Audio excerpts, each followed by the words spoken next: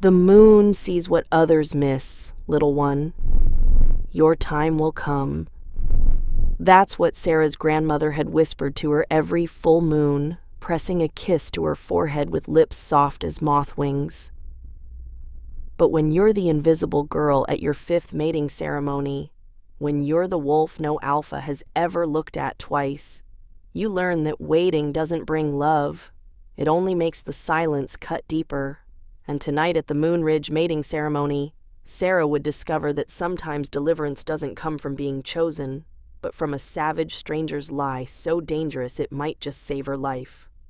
The great stone hall of Moonridge glowed with 1,000 candles, their flames dancing like stars against ancient walls.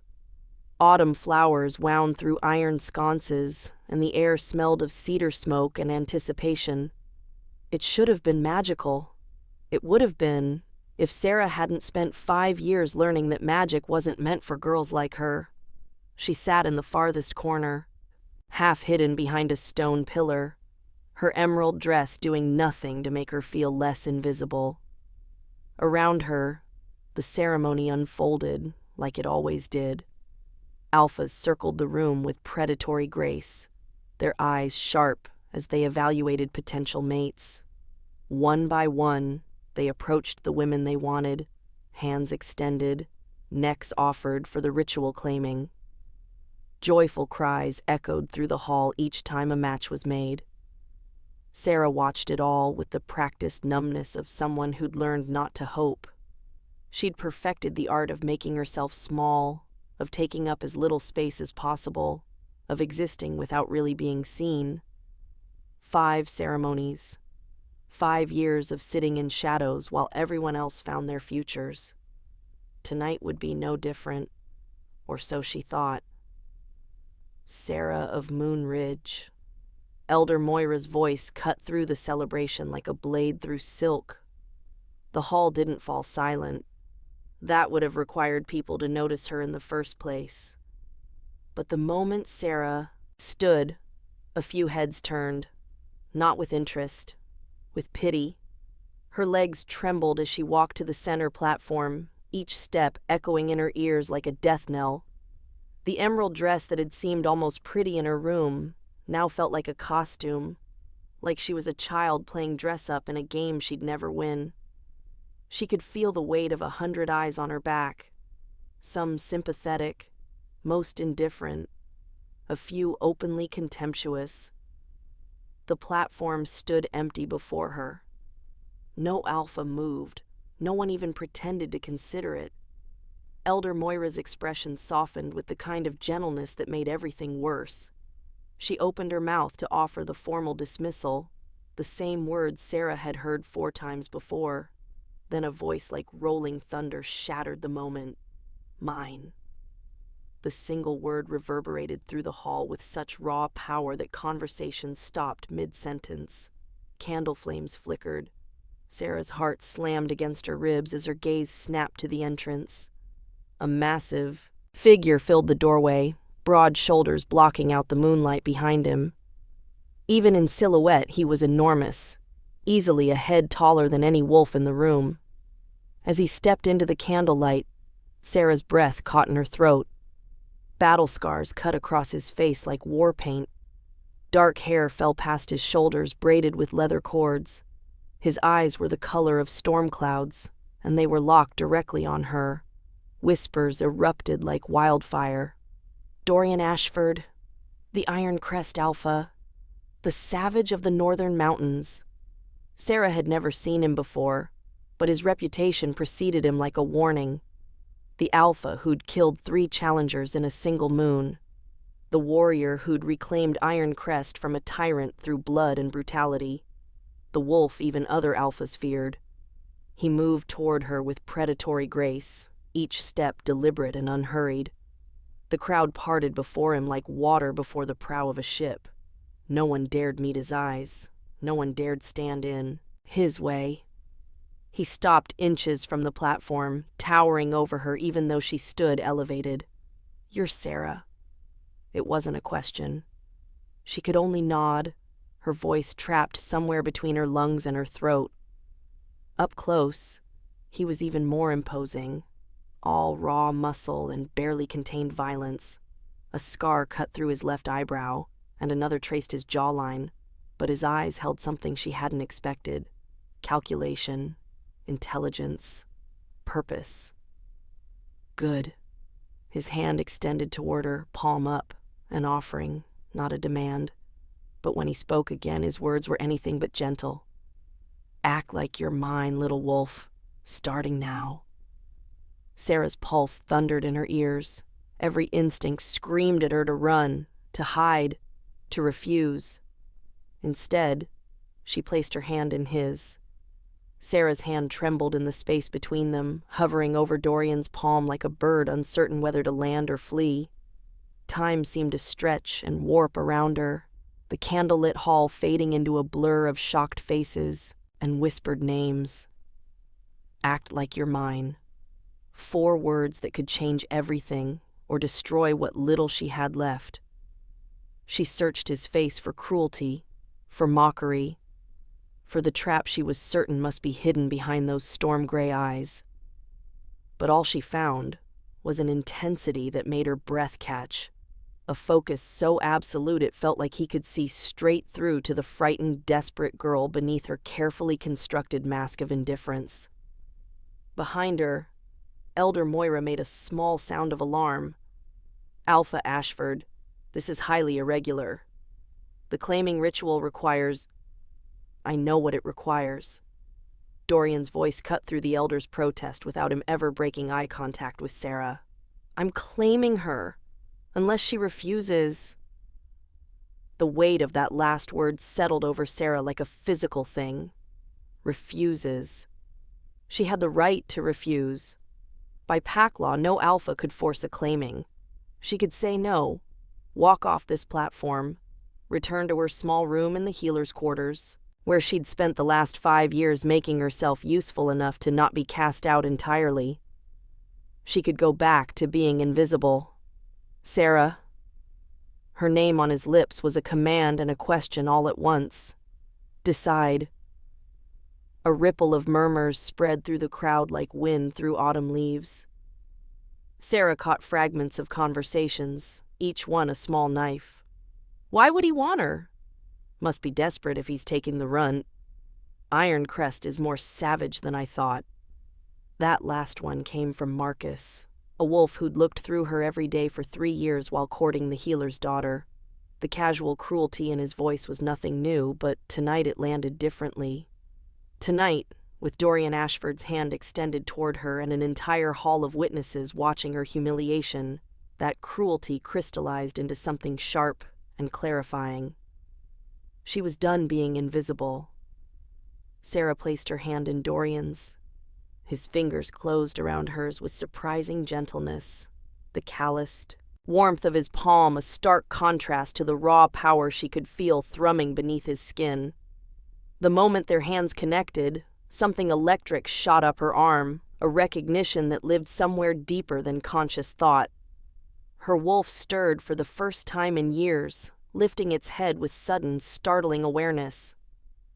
Dorian's eyes darkened, his nostrils flaring slightly. He'd felt it too. But his expression remained unchanged as he turned to face Elder Moira, Sarah's hand still clasped firmly in his. I claim Sarah of Moon Ridge as my mate under the laws of our kind. Does anyone challenge this claim? The silence that followed was profound and heavy. Sarah could see wolves exchanging glances, uncertainty written across their faces. Dorian Ashford was not a wolf anyone challenged lightly.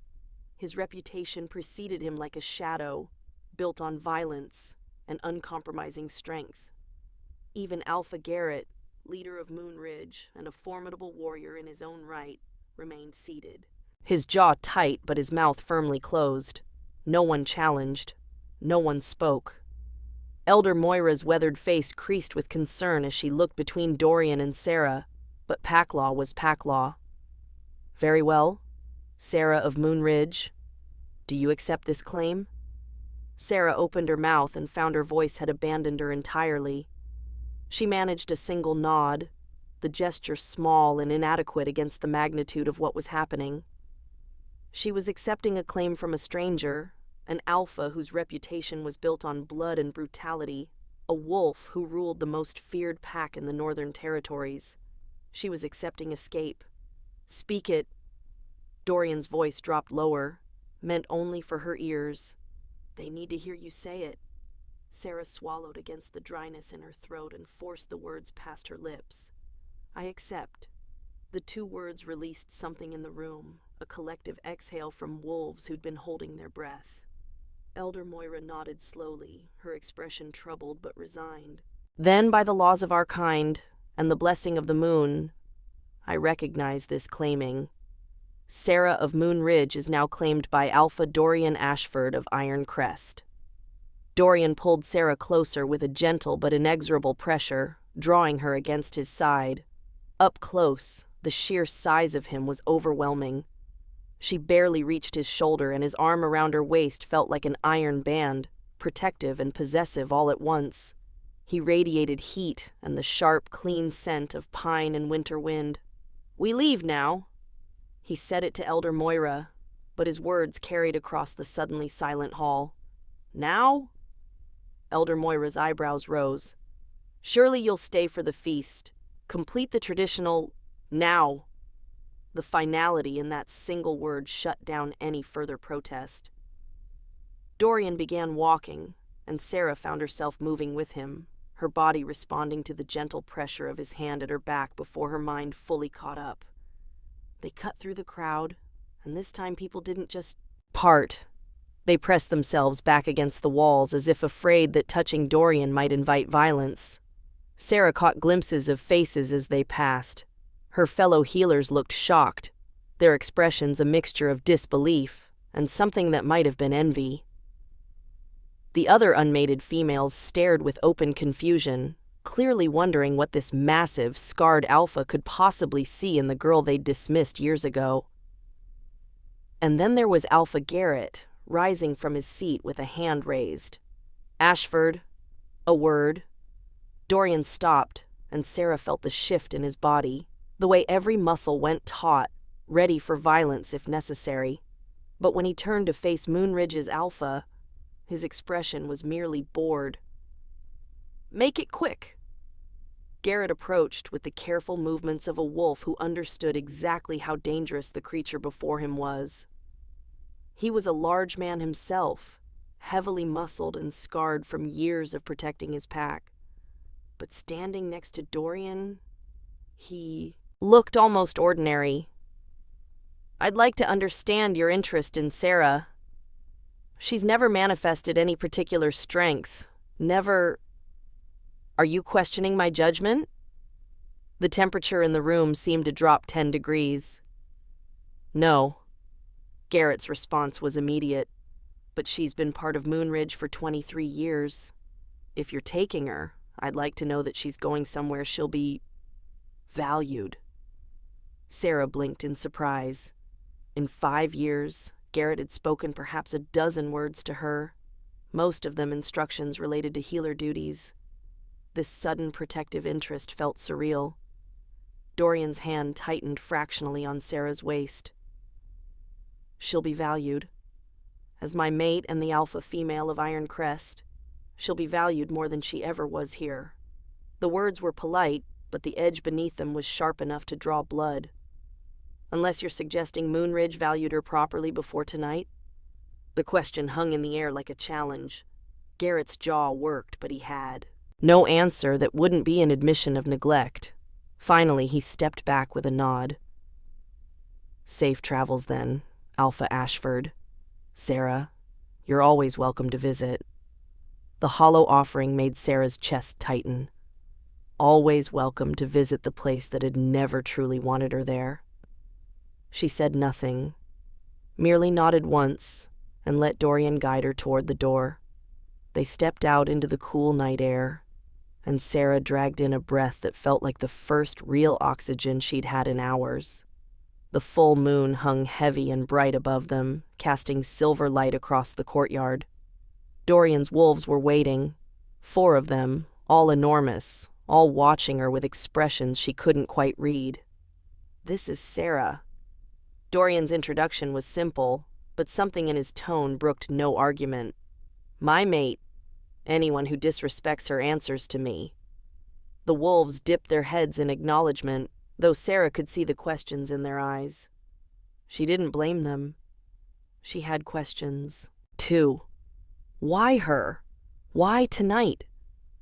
What did Dorian Ashford, the savage alpha of Iron Crest, possibly want with the invisible girl from Moonridge?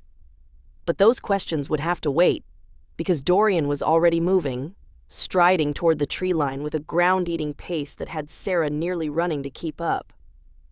She glanced back once at the stone hall, at the warm glow of candlelight spilling from its windows, at the only home she'd ever known. Then she turned forward and followed a stranger into the darkness. Dorian didn't speak as they walked, his focus on the forest path ahead. His wolves formed a loose perimeter around them, moving through the trees with silent efficiency. Sarah's feet ached in her ceremonial shoes, and her dress kept catching on branches, but she refused to complain. She'd made her choice. Now she had to live with it. After what felt like hours but was probably only 20 minutes, Dorian finally stopped in a small clearing. The moonlight here was brighter, unfiltered by the canopy, and it painted everything in shades of silver and shadow. He turned to face her, and for the first time since claiming her, his expression softened slightly. "You're afraid of me." It wasn't a question, but Sarah answered anyway. "Yes." "Good." He stepped closer, close enough that she had to tilt her head back to meet his eyes. "Fear will keep you careful until you learn who I actually am. But hear this, little wolf. I didn't claim you to hurt you. I claimed you because I needed a mate, and you needed an escape. It's a transaction. Nothing more." The words should have been reassuring. They should have eased the knot of anxiety in her chest.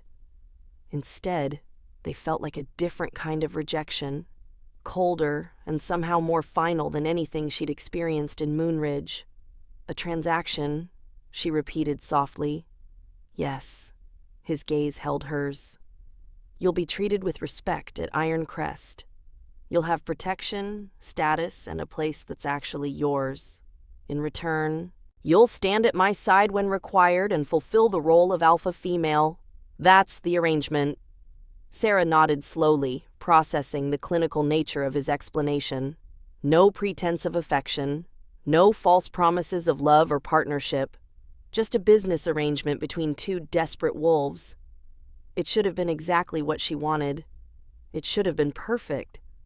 So why did it feel like she'd traded one kind of invisibility for another? "Do you understand?" Dorian pressed. "I understand." And she did. She understood that she'd just bound herself to a stranger for reasons she still didn't fully grasp. She understood that she was leaving everything familiar for a life among wolves who would see her as weak, as inadequate, as exactly what Moonridge had always believed her to be. But she also understood that she'd made her choice in that candlelit hall, and there was no going back now. Dorian studied her for a moment longer, then nodded once. "We have a long journey ahead. Can you shift? Or do we need to travel in human form?" The question hit Sarah like a physical blow. Her wolf, that part of her that had always been smaller and weaker than it should be, cowered at the thought of transformation. She hadn't shifted in front of anyone in years, not since the last time had brought such obvious disappointment to the wolves watching.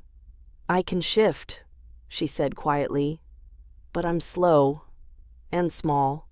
I didn't ask if you were fast or large. I asked if you could shift." The lack of judgment in his voice surprised her. Sarah reached for her wolf, feeling the familiar resistance, the way her body fought against the transformation as if it knew how inadequate the result would be. But slowly, painfully, she felt her bones begin to change. When the shift completed, Sarah stood on 4 legs instead of 2, her red-brown fur catching the moonlight. She was perhaps half the size of Dorian's wolves, small enough that they looked at her with barely concealed surprise. Then Dorian shifted, and Sarah's breath caught. His wolf was massive, easily twice the size of any wolf she'd ever seen, with fur as black as midnight and those same storm-gray eyes. Scars cut through his coat like silver rivers, each one a testament to battles survived. He was terrifying and magnificent in equal measure. He lowered his head to her level, and Sarah forced herself not to back away. His massive form circled her once, assessing, and then he released a low rumble that she recognized as approval. The message was clear. She was under his protection now. Without another word, Dorian took off into the forest at an easy lope. Sarah followed, her smaller legs working twice as hard to keep pace. Behind them, his wolves formed their protective circle, and ahead of them lay Iron Crest, a place built on strength and survival, where the savage alpha ruled with an iron fist. Sarah had chosen this path. Now she would have to prove she was strong enough to walk it. They ran through the night, until Sarah's legs burned and her lungs felt like they might tear apart. Dorian set a relentless pace, his massive black form moving through the forest with fluid grace that made the brutal speed look effortless. Sarah pushed herself harder than she ever had, refusing to be the weak link that slowed them down, refusing to give his wolves more ammunition to judge her inadequate. When dawn broke through the trees in fingers of pale gold, Dorian finally slowed. They emerged into a small clearing where a stream cut through moss-covered rocks, the water singing its way downhill. Sarah's wolf collapsed the moment Dorian stopped, her sides heaving, her paws aching from the unfamiliar pace. She'd run all night. She'd actually kept up. The accomplishment felt small and huge all at once. Dorian shifted first, his transformation smooth and controlled in a way Sarah's had never been. He stood there in the early morning light, scars mapping his bare chest like a history written in violence, and pulled clothing from a pack one of his wolves carried. He dressed with efficient movements, then looked at Sarah with an expression she couldn't quite read. "Shift back. Rest. We have another hour before we move again." Sarah's wolf whined softly, exhausted beyond measure, but she forced the transformation. It hurt worse than usual, her body protesting the demand after hours of running. When she finally stood on two legs again, her dress torn and dirty, her ceremonial shoes long since abandoned somewhere in the first mile, she swayed dangerously. Dorian's hand shot out, steadying her with a grip on her elbow that was surprisingly gentle. "Easy." "I'm fine," Sarah managed, though they both knew it was a lie. "You kept pace all night." There was something in his voice that might have been approval. "Most wolves would have demanded we stop hours ago. I'm not most wolves."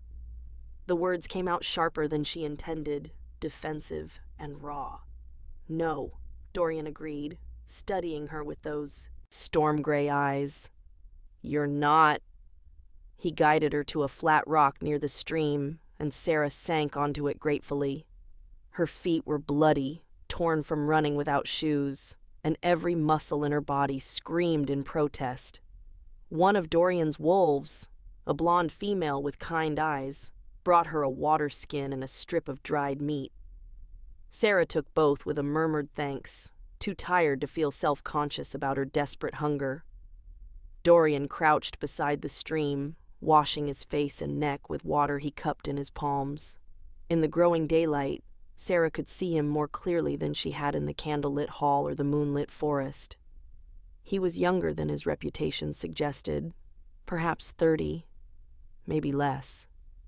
The scars that covered him were brutal but old, silver lines that had long since healed. And there was something about the way he moved, a careful control that spoke to constant vigilance, as if he expected violence at any moment. "How much farther?" Sarah asked, her voice rough from exhaustion. 2 more days if we maintain this pace, 3 if we don't. 2 more days of running until her body gave out. Sarah closed her eyes briefly, gathering what remained of her strength. She could do 2 more days. She'd survived 5 years of being invisible. She could survive anything. The question escaped before she could stop it. Dorian glanced at her, water dripping from his beard. Why what? Why me? At the ceremony? You could have claimed anyone. Someone stronger, faster, more. She gestured vaguely at herself. More. He was quiet for a long moment, his gaze returning to the stream. When he finally spoke, his voice was carefully neutral. I needed a mate within 2 months, or forfeit my position as alpha. Pack law. My second kept pushing me to attend mating ceremonies, find someone suitable. He stood, water darkening his shirt where it dripped. I went to Moonridge because it was far enough from Iron Crest that no one would question the match. I needed someone who wouldn't come with political complications or expectations of love. The clinical explanation should have been what Sarah expected after his transaction speech. Instead, it felt like a door closing, like confirmation that she was chosen not despite being invisible, but because of it. She was convenient, uncomplicated, easy. I see, she said softly. Do you? Dorian turned to face her fully. Because I don't think you do. I didn't choose the strongest female in that hall, or the most beautiful, or the one with the most powerful family connections. I chose you because you were the only one who looked like you understood what it meant to need an escape. Sarah's breath caught. She met his eyes and found them surprisingly honest, stripped of the cold distance he'd maintained since claiming her. You needed an escape too? From different things, maybe. But yes. He moved closer, stopping just at the edge of her personal space. This arrangement works because we both get something we need. You get out of a pack that never valued you. I get to keep my leadership. That's enough. It should have been enough. It should have felt fair and reasonable and exactly like the bargain she'd agreed to. But something in Sarah's chest twisted anyway, a feeling she couldn't quite name. Before she could examine it further, one of Dorian's wolves, a male with gray-streaked fur who'd been scouting ahead, burst into the clearing. He shifted quickly, barely pausing to grab clothing before speaking. Alpha. Patrol from Silver Creek Pack about a mile north. 6 wolves. Dorian's entire demeanor changed, relaxation replaced by sharp focus. Armed. 3 carrying blades. They're holding position at the river crossing. Sarah watched as Dorian processed this information, his jaw tightening. They're blocking our path. Looks that way. Why would Silver Creek block us? The blonde female spoke up, her expression troubled. We have a peace treaty. Because word spreads. Fast, Lena. Dorian's voice was grim, and everyone wants to know why the savage alpha suddenly took a mate. His gaze cut to Sarah. Stay close to me. Don't speak unless I tell you to. Understood? Sarah nodded, her exhaustion forgotten as anxiety spiked through her. She'd heard of Silver Creek, a mid-sized pack known for their strategic alliances and political maneuvering. If they were stopping Dorian on the road, it wasn't out of friendly curiosity. They approached the river crossing as a group, Dorian at the center with Sarah tucked slightly behind him. The Silver Creek wolves waited on the opposite bank, 6 large males arranged in a deliberate show of force. Their leader, a copper-haired alpha with calculating eyes, stepped forward as they approached. Dorian Ashford. Heard you'd taken a mate at Moonridge. His gaze slid to Sarah, assessing and dismissive in the same glance. Interesting choice. Calder! Dorian's acknowledgement was barely civil. We're passing through your territory on our way home. We'll be gone by nightfall.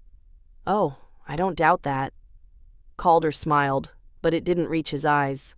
Just wanted to extend my congratulations and perhaps offer some friendly advice. I don't recall asking for advice. Nevertheless, Calder's attention fixed on Sarah again, and she fought the urge to shrink back behind Dorian's bulk. Taking a weak mate sends a message, Ashford. Makes people think you're getting soft. Makes them wonder if Iron Crest is still the force it used to be. The air between the 2 alphas crackled with tension. Sarah could feel Dorian's wolves tensing, ready for violence if their leader gave the signal. But Dorian himself remained perfectly still, his voice dropping to something cold and dangerous. "My mate is Ironcrest business, not yours." Of course. Calder raised his hands in mock surrender. "Just looking out for an old ally. But if you ever find yourself overwhelmed up there in those mountains, if keeping your position gets too difficult with a mate who can't pull her weight, well, Silver Creek is always open to negotiations." The threat was clear even beneath the diplomatic words. Calder was testing Dorian, probing for weakness, and Sarah had become the vulnerability he planned to exploit. Dorian moved so fast Sarah barely saw it. One moment he stood beside her, the next he was across the stream, his hand wrapped around Calder's throat, lifting the other alpha onto his toes. The Silver Creek wolves surged forward, but Lena and the others moved to intercept, teeth bared in warning. "Let me be clear." Dorian's voice was soft, which somehow made it more terrifying. "My mate is under my protection. Any wolf who threatens her, questions her, or even looks at her wrong answers to me personally. That includes you, Calder. Especially you." He released the other alpha with a push that sent Calder stumbling back. The copper-haired wolf's face was red, but he managed a tight smile. "Message received, Ashford. Safe travels."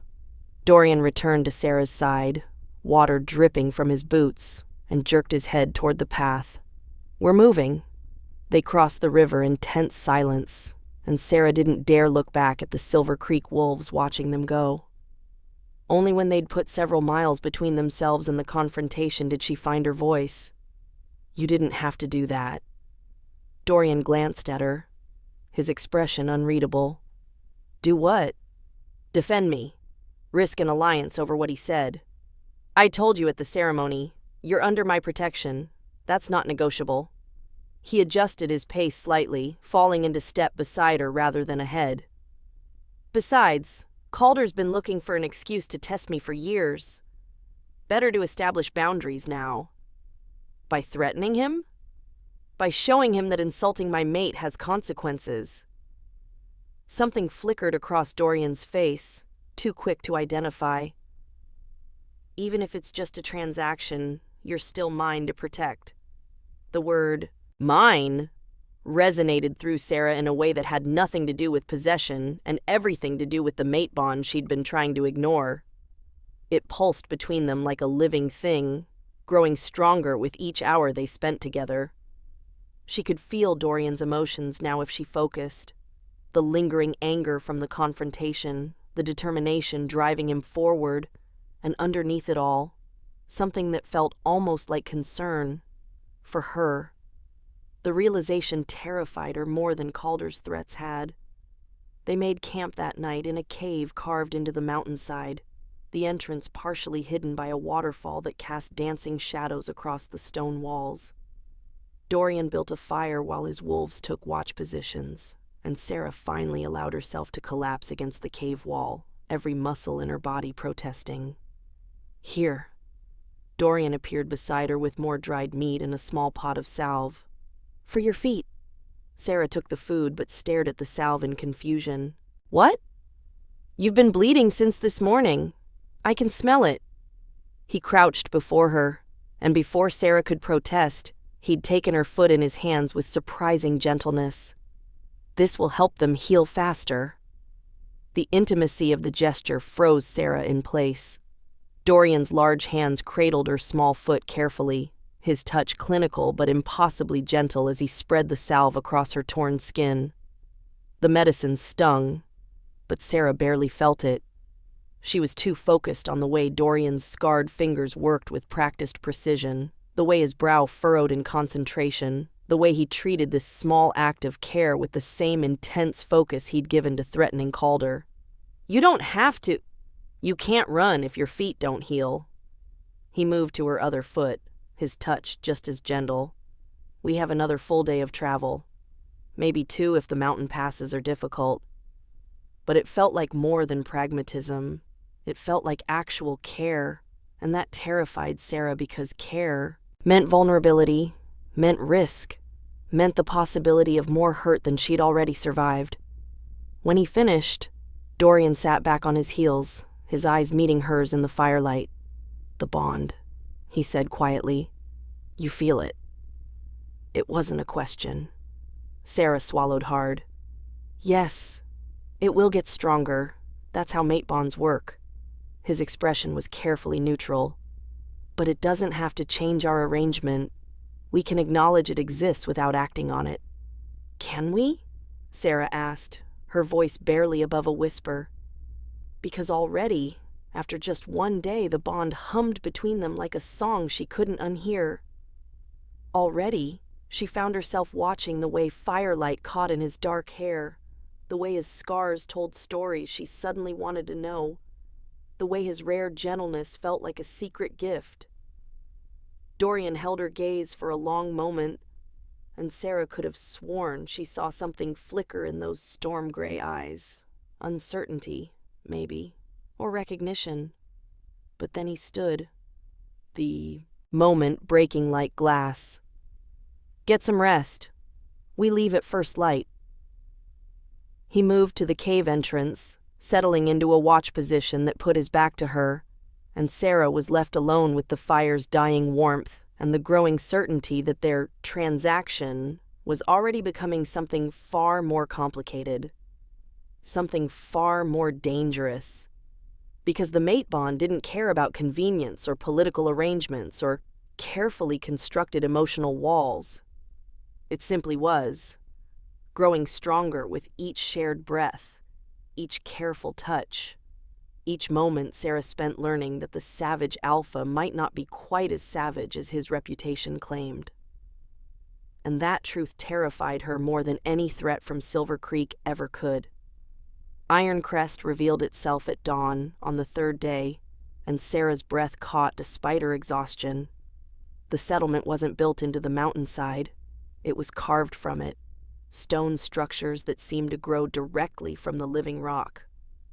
Watchtowers rose, like teeth against the pale morning sky, and a massive wall encircled the compound, its surface marked with claw marks and old burned scars that spoke of battles survived. It was beautiful, in the way a blade was beautiful, all sharp edges and deadly purpose. "Home," Dorian said quietly, the single word carrying weight Sarah couldn't quite interpret. They descended the final slope, and Sarah felt eyes tracking their approach long before she saw the wolves watching from the walls. By the time they reached the main gates, iron-reinforced wood that looked like it could withstand a siege, a crowd had gathered. Wolves in human form lined the courtyard, their expressions ranging from curious to hostile, with very little warmth in between. The gates opened with a groan of ancient hinges, and Dorian led them through without hesitation. Sarah forced herself to keep her head up, to meet the stares of the wolves who examined her like she was a puzzle they couldn't solve. She'd survived Moon, Ridge's indifference. She could survive Ironcrest's judgment. A woman stepped forward from the crowd, and Sarah knew immediately this was Mara. She was tall, broad-shouldered, with dark hair pulled back in a severe braid that revealed a scar running from her temple to her jaw. Her eyes were hard as flint, and they fixed on Sarah with an intensity that felt like a physical weight. "Alpha." Mara's voice was low and rough. "You brought back a mate." "I did." Dorian's hand settled on the small of Sarah's back, a gesture of both support and possession. "Mara, this is Sarah." "Sarah, Mara is my second in command." Mara's gaze raked over Sarah from head to toe, taking in her small frame, her torn dress, her dirty feet still wrapped in makeshift bandages. The assessment was clinical and dismissive all at once. "She's tiny. She kept pace for 3 days through the mountains." There was an edge to Dorian's voice, a warning Sarah was beginning to recognize. "She's stronger than she looks." "We'll see about that." Mara's attention shifted back to Dorian.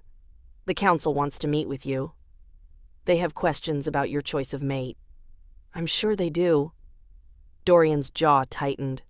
"Tell them I'll address the council tonight. Right now, Sarah needs food and rest. Of course. But Mara's expression suggested she thought Sarah needed more than that, perhaps a backbone, perhaps a miracle. She stepped aside, clearing the path to the main building. As they walked through the courtyard, wolves parted before them, and Sarah caught fragments of whispered conversations. The words were familiar: weak, small, unsuitable, different pack, same judgment. The knot of anxiety in her chest tightened with each step. Dorian led her into the main hall, a cavernous space with high ceilings supported by carved pillars. Furs covered the walls, and a massive fireplace dominated one end, large enough to roast an entire deer. It should have been welcoming, but the temperature felt distinctly cold. "Dorian!"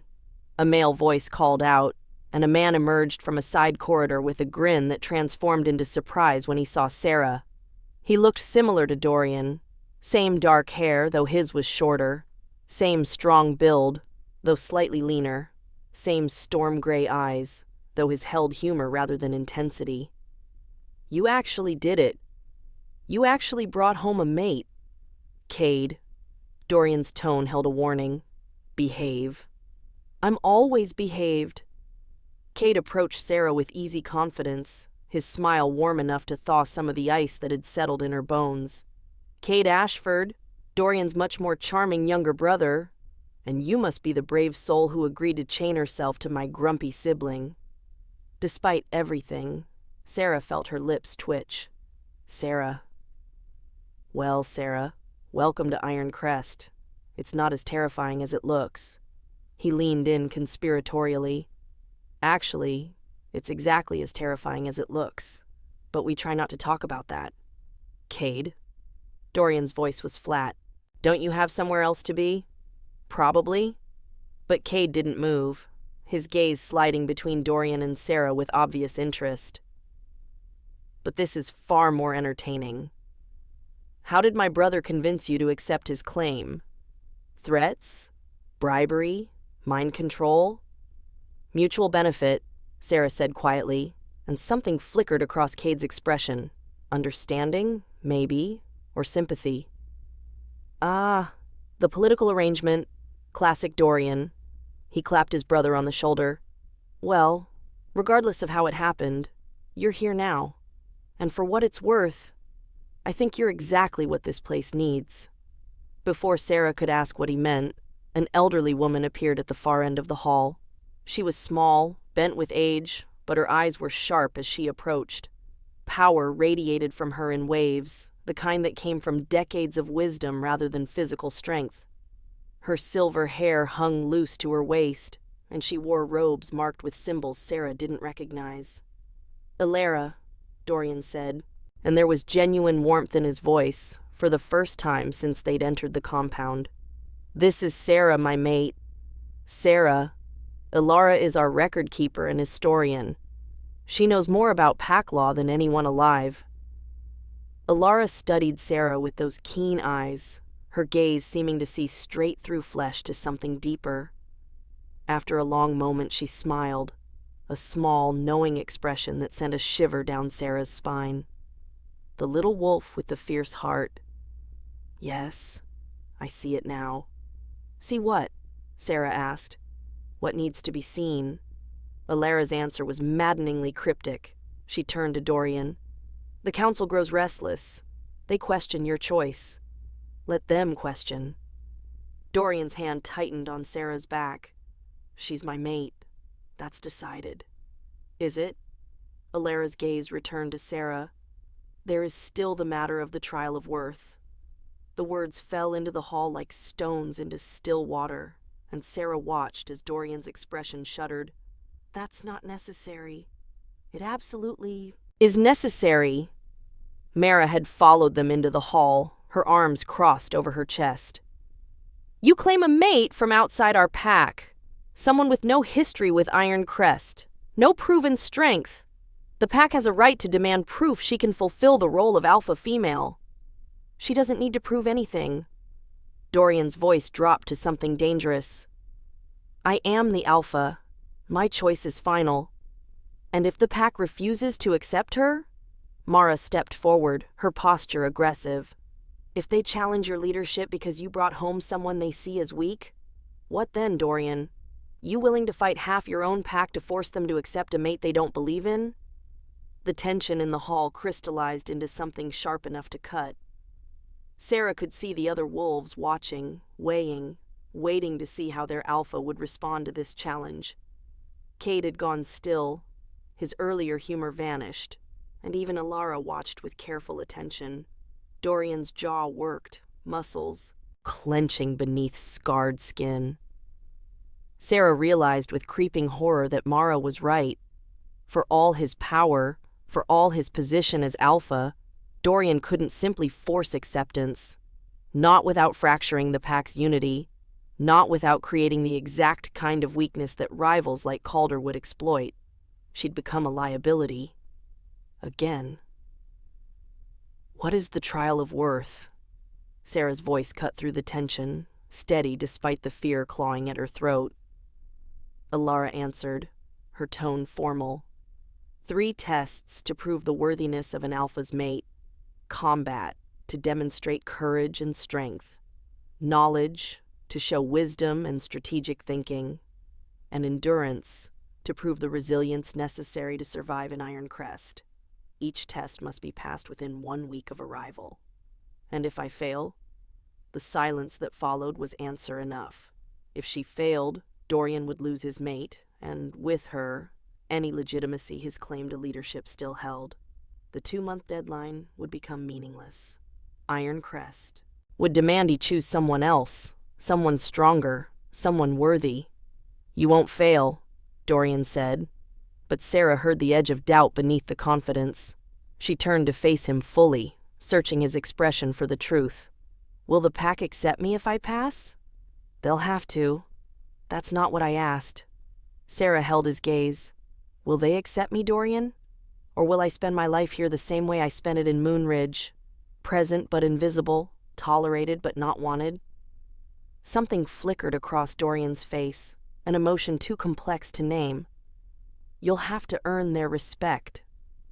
But yes, if you pass the trials, they'll accept you. Iron Crest values strength above all else. Prove you have it, and they'll see you as one of their own. Sarah looked around the hall at the wolves watching her, measuring her, finding her wanting. She thought of Moonridge, of 5 years spent making herself small, of a grandmother's promise that patience would bring love. She thought of the mate bond, humming between her and Dorian, growing stronger despite their best efforts to keep it transactional. She'd chosen this path. Now she had to walk it, even if it meant facing trials designed to break her. When do the trials begin? She asked. Mara's expression shifted, something like respect flickering across her scarred features. The combat trial will be held tomorrow at dawn. You'll face me in the ring, watched by the full pack. Yield or be defeated. Those are your only options for survival. I understand. Do you? Mara stepped closer, her voice dropping low enough that only Sarah could hear. I won't hold back because you're small, or scared, or the alpha's mate. I'll come at you with everything I have, and if you're not strong enough to take it, you'll bleed. Maybe worse. You sure you want to do this? Sarah met Mara's hard gaze without flinching, even though her heart hammered against her ribs. I survived 3 days keeping pace with Dorian through the mountains on bleeding feet. I survived 5 years being invisible in my own pack. I'll survive you too. For the first time, Mara smiled, a sharp, dangerous expression that somehow felt less hostile than her previous looks. We'll see, little wolf. We'll see. Dorian guided Sarah out of the hall and up a stone staircase to the upper levels of the fortress. The corridors were carved from the mountain itself, smooth stone walls lit by oil lamps that cast dancing shadows. He stopped at a heavy wooden door and pushed it open, revealing a room that was surprisingly comfortable. Furs covered the floor, a large bed dominated one wall, and windows had been cut into the rock to let in natural light and fresh mountain air. This is my room, Dorian said. Our room now, I suppose. Sarah stepped inside, her exhaustion finally catching up to her. The bed looked impossibly inviting after 3 days of sleeping on the ground. It's nice. It's functional. Dorian closed the door behind them, and suddenly the space felt much smaller. Sarah, you don't have to do the trials. We can find another way. There is no other way. She turned to face him, drawing on reserves of strength she wasn't sure she possessed. You need me to pass these tests to keep your position. I need to pass them to have any chance of belonging here, so I'll do it. The combat trial. Mara won't go easy on you.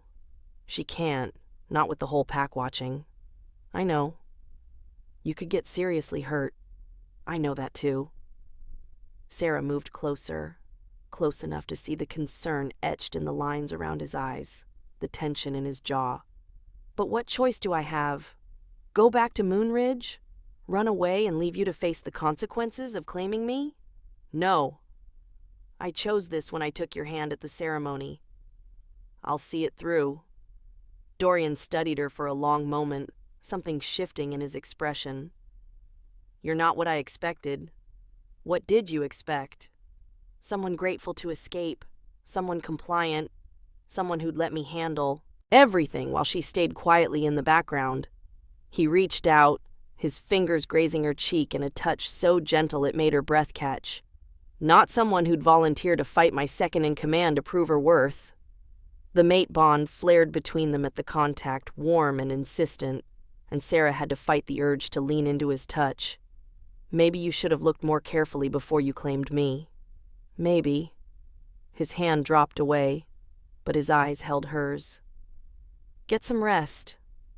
Tomorrow comes early, and you'll need all your strength. He turned to leave, and Sarah's voice stopped him at the door. Dorian? Will you be there? At the trial? He looked back, and something in his expression made her chest tighten. I'll be there. But Sarah, I can't interfere. No matter what happens, no matter how badly you're hurt, I can't step in without undermining the entire purpose of the trial.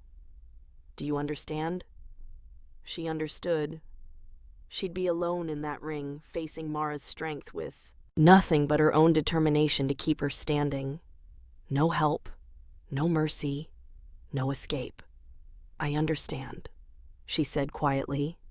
Dorian held her gaze for a heartbeat longer, then left, closing the door softly behind him.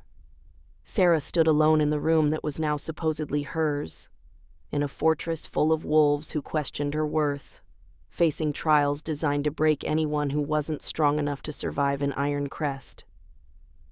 She'd thought she was escaping judgment when she took Dorian's hand.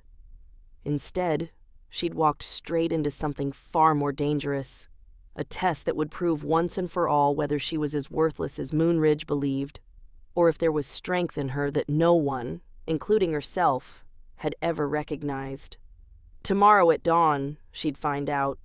Sarah sank onto the bed, her body aching and her mind racing, and tried not to think about how Mara's fists would feel when they connected with her face. Tried not to imagine the pack's expressions when she inevitably failed. Tried not to wonder if choosing this path had been the biggest mistake of her life.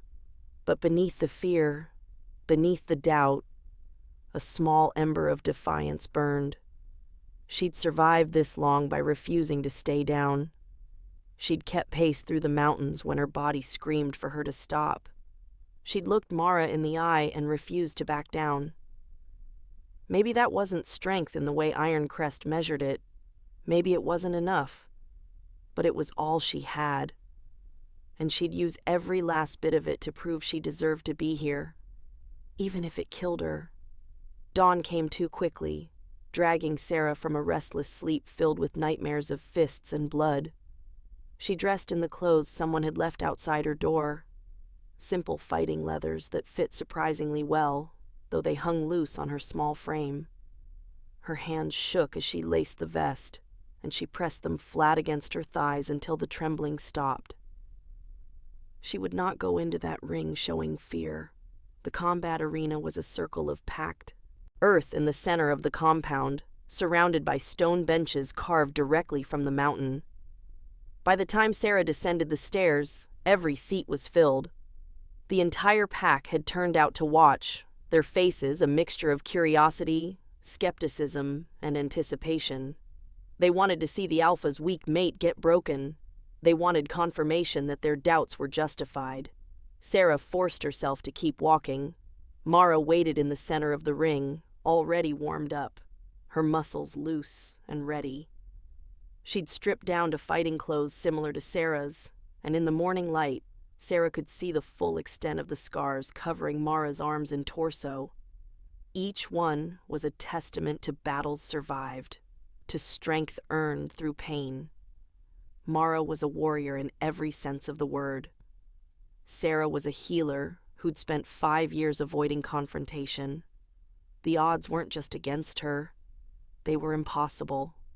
Alara stood at the edge of the ring, her aged voice carrying across the silent crowd. The first trial, combat. The challenger will face the alpha's second until yield or defeat. There are no other rules. Her eyes found Sarah's. May the moon guide your strength. Sarah stepped into the ring, her heart hammering so hard she could feel it in her throat. Across from her, Mara rolled her shoulders, her expression unreadable. No malice, no pleasure, just cold professional assessment. Dorian stood at the front of the crowd, his face carved from stone, his eyes locked on Sarah with an intensity that made the mate bond pulse between them. She could feel his restraint, his barely contained need to interfere, and his absolute certainty that he couldn't. Not without destroying everything. She was alone. "Begin," Alara called. Mara moved first, closing the distance between them in 3 quick strides. Her fist came at Sarah's face with brutal efficiency. No testing jab or warning strike. Just pure force aimed to end this quickly. Sarah ducked, her smaller size finally an Azio advantage as she dropped below the punch. She darted to the side, putting distance between them, her mind racing.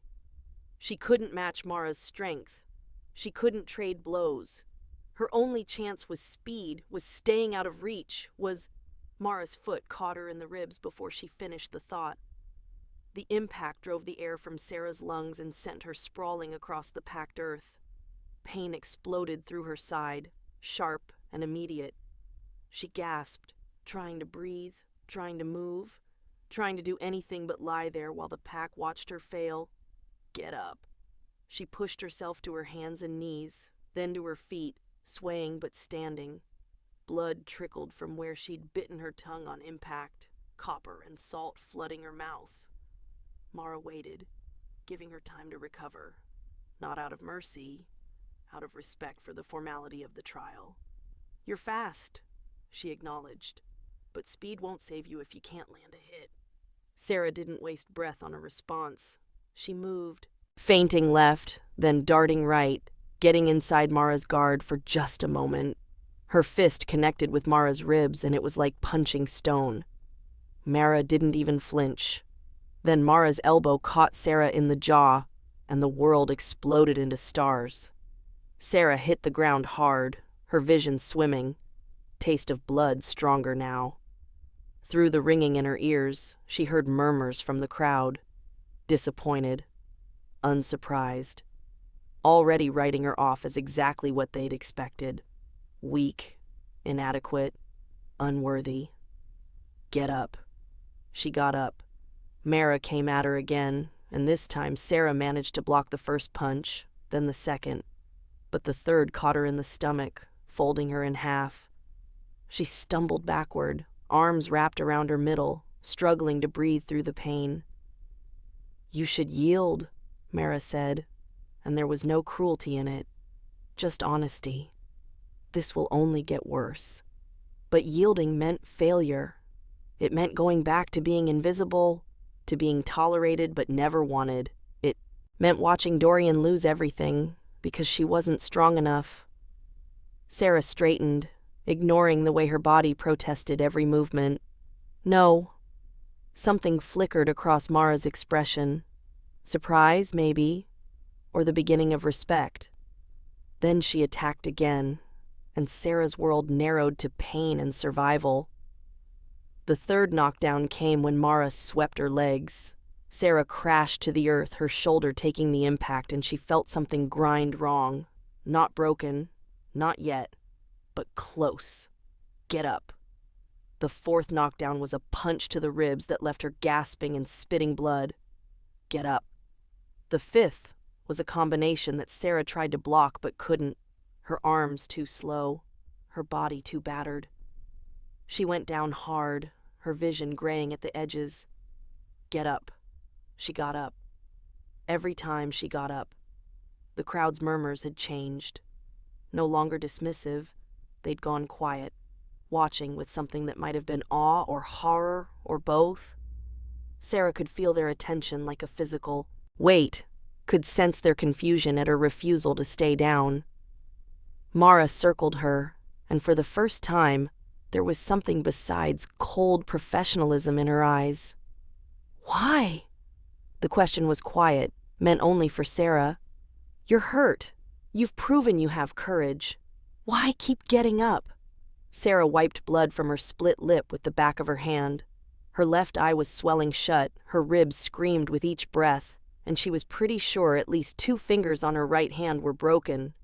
But she met Mara's gaze steadily. Because staying down is worse? Understanding passed between them, warrior to fighter, and Mara nodded once. Then let's finish this. The 6th knockdown was brutal. Mara stopped holding back entirely, her attacks coming faster, harder, with the full force of her considerable strength. A punch to Sarah's temple sent her spinning to the ground, the world tilting dangerously. She could taste copper and dirt, could feel blood running down her face from a cut above, her eyebrow. Through her swimming vision, she found Dorian in the crowd. He'd moved closer to the ring's edge, his hands clenched into fists so tight his knuckles had gone white. The mate bond thrummed between them, carrying his anguish, his rage, his desperate need to stop this. But beneath all that, there was something else. Recognition. He saw what she was doing. He understood why she couldn't stay down. And in his eyes, she didn't see pity or disappointment. She saw pride. Get up. Sarah got up. Her legs shook. Her vision wavered. Every breath was agony. Every movement a battle against her body's desperate pleas to surrender. But she raised her hands, blood dripping from her fingers, and faced Mara one more time. The crowd's silence had become absolute. No murmurs now, no whispered judgments, just stillness, as if every wolf present was holding their breath, waiting to see what happened next. Mara looked at Sarah with something that might have been admiration. "One more," she said, quietly. "Give me one more good hit, and I'll call it." Sarah didn't know if she had one more hit left in her. She didn't know if her body would obey when she told it to move. But she'd come too far, survived too much, to stop now. She moved. It wasn't fast. It wasn't graceful. But she put everything she had left into a strike aimed at Mara's jaw. Her broken fingers screamed in protest. Her ribs ground together. Her vision grayed further. Mara could have easily blocked it. Instead, she let it land. Not fully, but enough. Sarah's fist connected with Mara's face with a satisfying crack, and Mara's head snapped to the side. For a heartbeat, the world held still. Then Mara's return strike came, a punch to Sarah's solar plexus that drove every molecule of air from her lungs and sent her crashing to the ground one final time. Sarah lay there, gasping like a drowning woman, her body finally giving up. She tried to rise, got as far as her hands and knees, and collapsed back to the earth. She couldn't get up this time. Physically couldn't. Her body had reached its limit and blown past it 6 knockdowns ago. Mara stood over her, breathing hard, a bruise already forming on her jaw where Sarah's fist had landed. Yield? Sarah wanted to. Every nerve ending in her body begged her to surrender, to end this, to let the darkness hovering at the edges of her vision finally claim her. But she'd gotten up 7 times already. 7 times she'd refused to quit. She couldn't speak past the blood in her mouth. Couldn't get enough air to form words. But she looked up at Mara through her one good eye and shook her head. No. Mara stared down at her for a long moment, then looked to Alara. I call it. She can't continue. The trial requires yield or defeat, Alara said, her ancient voice carrying absolute authority. The challenger has not yielded. And she won't. Mara turned back to the crowd, her voice rising to carry across the silent arena. I've fought for 15 years. I've trained warriors and broken challengers. I've never seen anyone take this much damage and refuse to stay down. She looked at Dorian, then back at Sarah. She's defeated, but she's not broken. I call the trial complete. Ilara watched Sarah struggling to breathe on the blood-stained earth, then nodded slowly. The first trial is complete. Sarah of Moon Ridge, now Sarah of Iron Crest, has proven her courage. The crowd erupted, not in cheers but in something more complex, a rumble of conversation, wolves turning to each other with expressions of shock and grudging respect. They'd come to watch a weak outsider get broken. Instead, they'd witness something they hadn't expected: refusal, defiance, strength of a kind that had nothing to do with muscle and everything to do with will. Dorian was in the ring before Alara finished speaking, dropping to his knees beside Sarah. His hands were gentle as they assessed her injuries, his face a mask of controlled fury. Not at her, at the trial. At himself for not stopping it, at a system that demanded this brutal proof. You stubborn, impossible woman, he muttered, gathering her carefully into his arms. You could have yielded. You should have yielded. Sarah managed a broken laugh that turned into a cough that brought up blood. Couldn't, she whispered. Had to get up. Why? His voice was rough, the question torn from somewhere deep. Why put yourself through this? She looked up at him through her swollen eye, the mate bond singing between them despite her pain, despite everything. Because you were watching. Something cracked in Dorian's expression, his control fracturing. He pressed his forehead to hers, careful of her injuries, his breath warm against her battered face. You're insane. Probably. He carried her out of the ring, the crowd parting before them. Sarah caught a glimpse of Mara, who dipped her head in what might have been a salute or might have been acknowledgement. Cade stood nearby, his usual humor replaced by something more serious as he watched his brother carry Sarah away, and Alara, ancient and knowing, watched them with those sharp eyes that saw too much. The last thing Sarah saw before consciousness finally slipped away was Dorian's face above hers, his storm-gray eyes filled with an emotion she couldn't name but that made the mate bond pulse with sudden fierce warmth. Then darkness claimed her, and she fell into it knowing she'd done it. She'd survived the first trial, not through strength or skill or anything Moonridge had ever valued, but through sheer bloody-minded refusal to break. And somehow, impossibly, that had been enough. Sarah woke to pain that felt like it had taken up permanent residence in her bones. 3 days had passed since the combat trial. 3 days of sleeping and waking, of Dorian's careful hands changing bandages, of bitter healing teas that Alara brought personally each morning. Her ribs were wrapped tight, her broken fingers splinted, and the swelling around her eye had finally gone down enough that she could see properly again. Today was the second trial. She dressed slowly in the gray robes someone had laid out for her, each movement a negotiation with her healing body. The bruises had turned spectacular shades of purple and green, mapping the damage Mara's fists had done. But Sarah was alive, mobile, and more importantly, she'd earned something in that ring. Wolves who'd looked through her before now nodded when she passed in the corridors.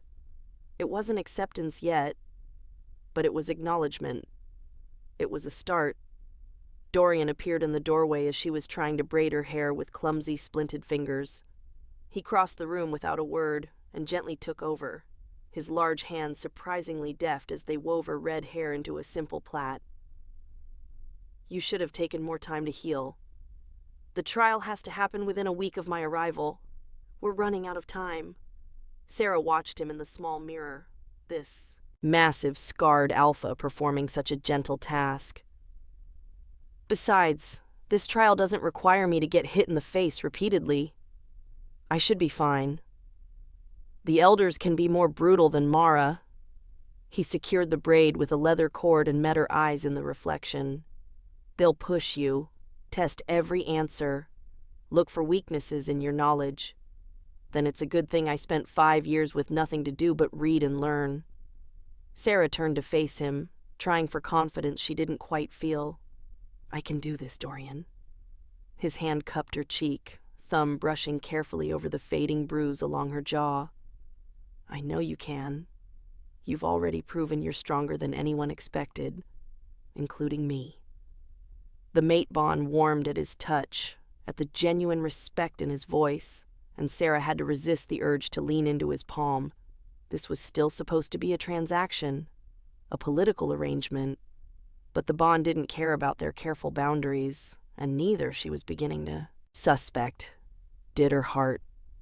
The council chamber was smaller than the combat arena, but somehow more intimidating.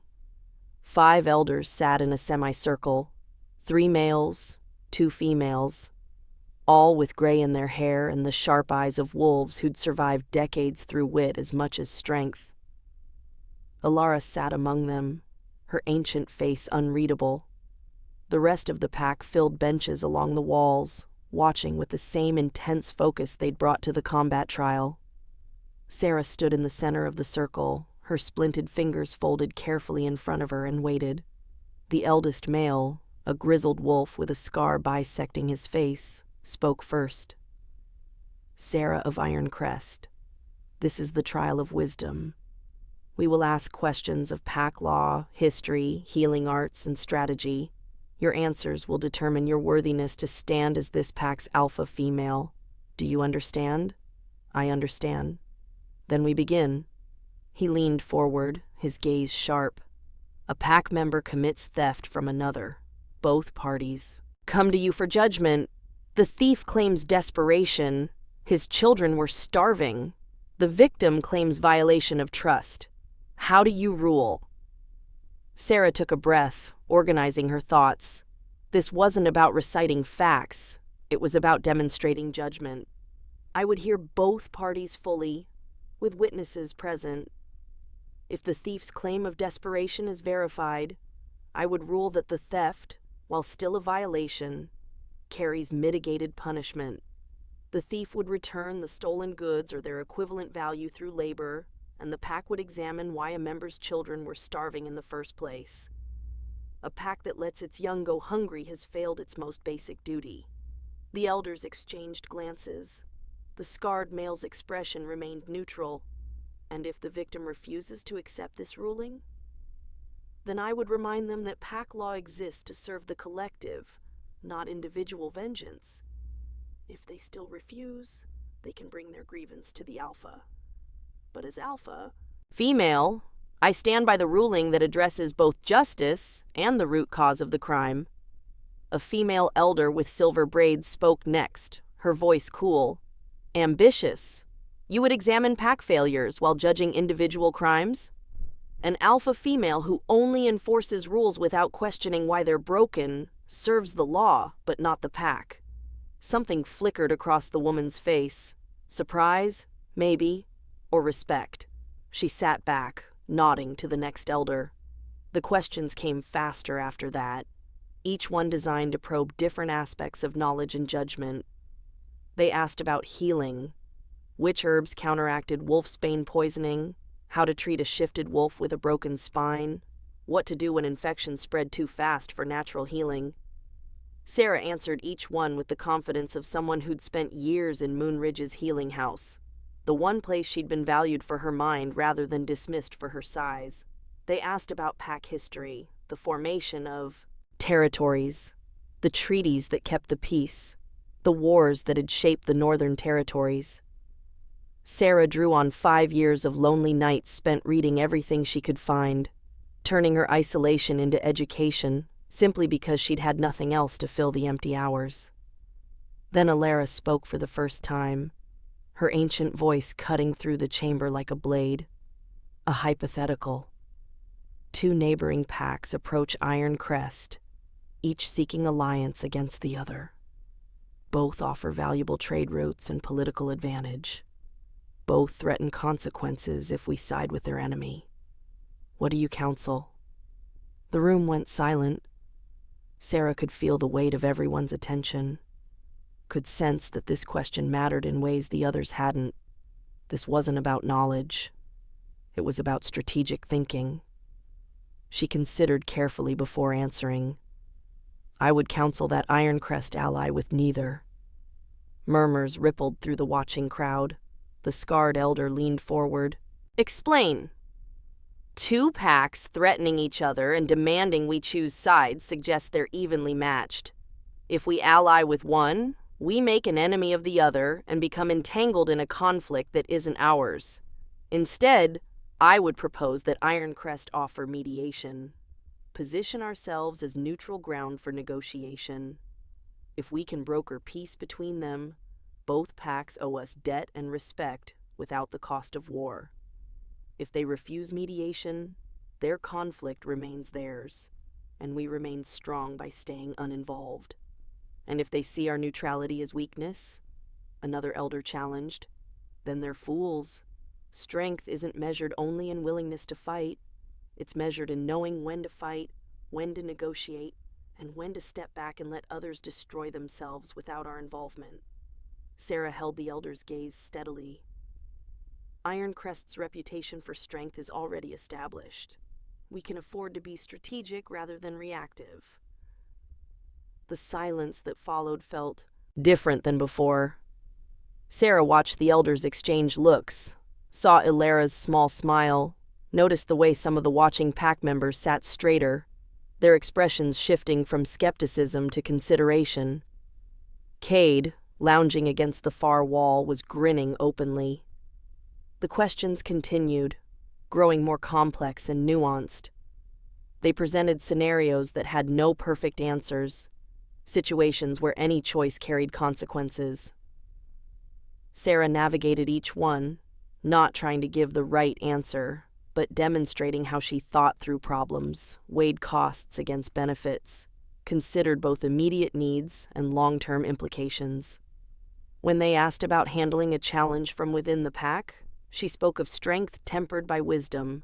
When they presented a crisis requiring immediate action with incomplete information, she outlined how to make the best decision possible, while remaining flexible enough to adjust as new information emerged. When they asked how she would handle pack members who questioned her authority, she acknowledged that respect had to be earned, not demanded. The alpha female should be a partner to the alpha, Sarah said in response to one particularly pointed question about her role. Not an ornament, not a figurehead, but someone who brings different strengths to leadership. Dorian is a warrior. He leads through strength and decisive action. I'm not a warrior, and I'll never try to be, but I can see patterns others miss, find solutions beyond fighting, and handle complexities that require patience rather than force. Together we're stronger than either would be alone. The scarred elder studied her for a long moment, then glanced at Dorian, who stood at the edge of the chamber, his arms crossed and his expression unreadable. And you believe you can fulfill this role, despite your size, your lack of combat prowess? I believe I can fulfill it because of who I am, not despite it. Sarah straightened despite the pull of the ye-o healing ribs. Moonridge taught me I was worthless because I didn't fit their narrow definition of strength. But 5 years of being invisible also taught me to watch, to listen, to understand things others overlook. I learned healing because I couldn't fight. I learned strategy because I couldn't overpower. I learned patience because I had no other choice. Those aren't weaknesses, they're different kinds of strength. The question isn't whether I'm like other alpha females. The question is whether Iron Crest can benefit from an alpha female who leads differently. The chamber was absolutely silent. Sarah could feel her heart hammering against her bruised ribs, could taste the metallic edge of fear beneath her careful confidence. She'd either just proven herself or condemned herself beyond redemption. There was no middle ground. Alara rose from her seat, her aged body moving with surprising grace. She approached Sarah slowly, her sharp eyes taking in every detail. The healing, bruises, the splinted fingers, the way Sarah stood despite obvious pain, the defiance and determination etched into her battered face. 50 years I have been keeper of records for Iron Crest, Alara said, her voice carrying across the silent chamber. I have witnessed 7 alphas and their mates. I have seen warriors and politicians, healers and strategists, wolves of every strength and weakness. She stopped directly in front of Sarah, close enough that Sarah could see the flecks of gold in her ancient eyes. Never have I seen one quite like you, child. Sarah's stomach dropped. That sounded like condemnation. Then Alara smiled, a real smile that transformed her weathered face. Clever, educated, strategic in ways that come from surviving rather than conquering. You see paths others miss because you've had to find them your entire life. She turned to address the other elders. She passes, definitively. The scarred elder nodded slowly. I concur. Her knowledge is extensive, her judgment sound, and her strategic thinking sophisticated. He looked at Sarah with something approaching respect. You have proven your wisdom, Sarah of Iron Crest. One by one, the other elders added their agreement, not grudging or hesitant, but genuine acknowledgement that Sarah had not just passed but excelled. The watching pack erupted in conversation, and the tone was different than it had been after the combat trial. Then, they'd been surprised by her refusal to break. Now, they were impressed by what she'd actually demonstrated: intelligence, strategy, leadership qualities they hadn't expected from the small battered wolf who'd stood in their council chamber and spoken with the confidence of someone who finally knew her own worth. Sarah felt her knees go weak with relief. She'd done it. She'd actually done it.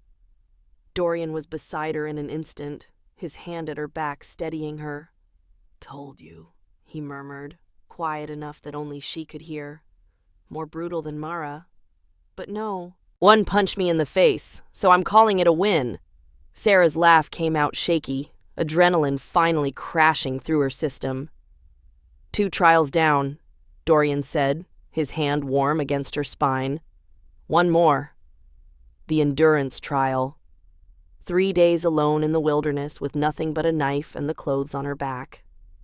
3 days of survival in terrain that would test everything she had left. But as Sarah looked around the council chamber at faces that had gone from hostile to respectful, at elders who'd acknowledged her intelligence, at a pack that was beginning to see her as something more than their alpha's questionable choice, she felt something shift inside her. She wasn't the invisible girl from Moonridge anymore. She wasn't the weak mate who'd been claimed out of desperation. She was Sarah of Iron Crest, and she'd proven, twice now, that she belonged here. 1 more trial, 1 more test. And then maybe finally she could stop proving herself and start actually living. Alara approached as the crowd began to disperse, her knowing eyes fixed on Sarah. Walk with me, child. Sarah glanced at Dorian, who nodded, and she followed the ancient record keeper out of the chamber into the cool corridor beyond. Alara led her to a small balcony overlooking the mountain valley, where the afternoon sun painted everything in shades of gold and amber. You did well today, Alara said simply. Thank you. But you're afraid of the endurance trial. Sarah opened her mouth to deny it. then stopped. There was no point lying to someone who saw through everything. Yes. Good. Fear will keep you careful. Alara's gaze remained on the valley.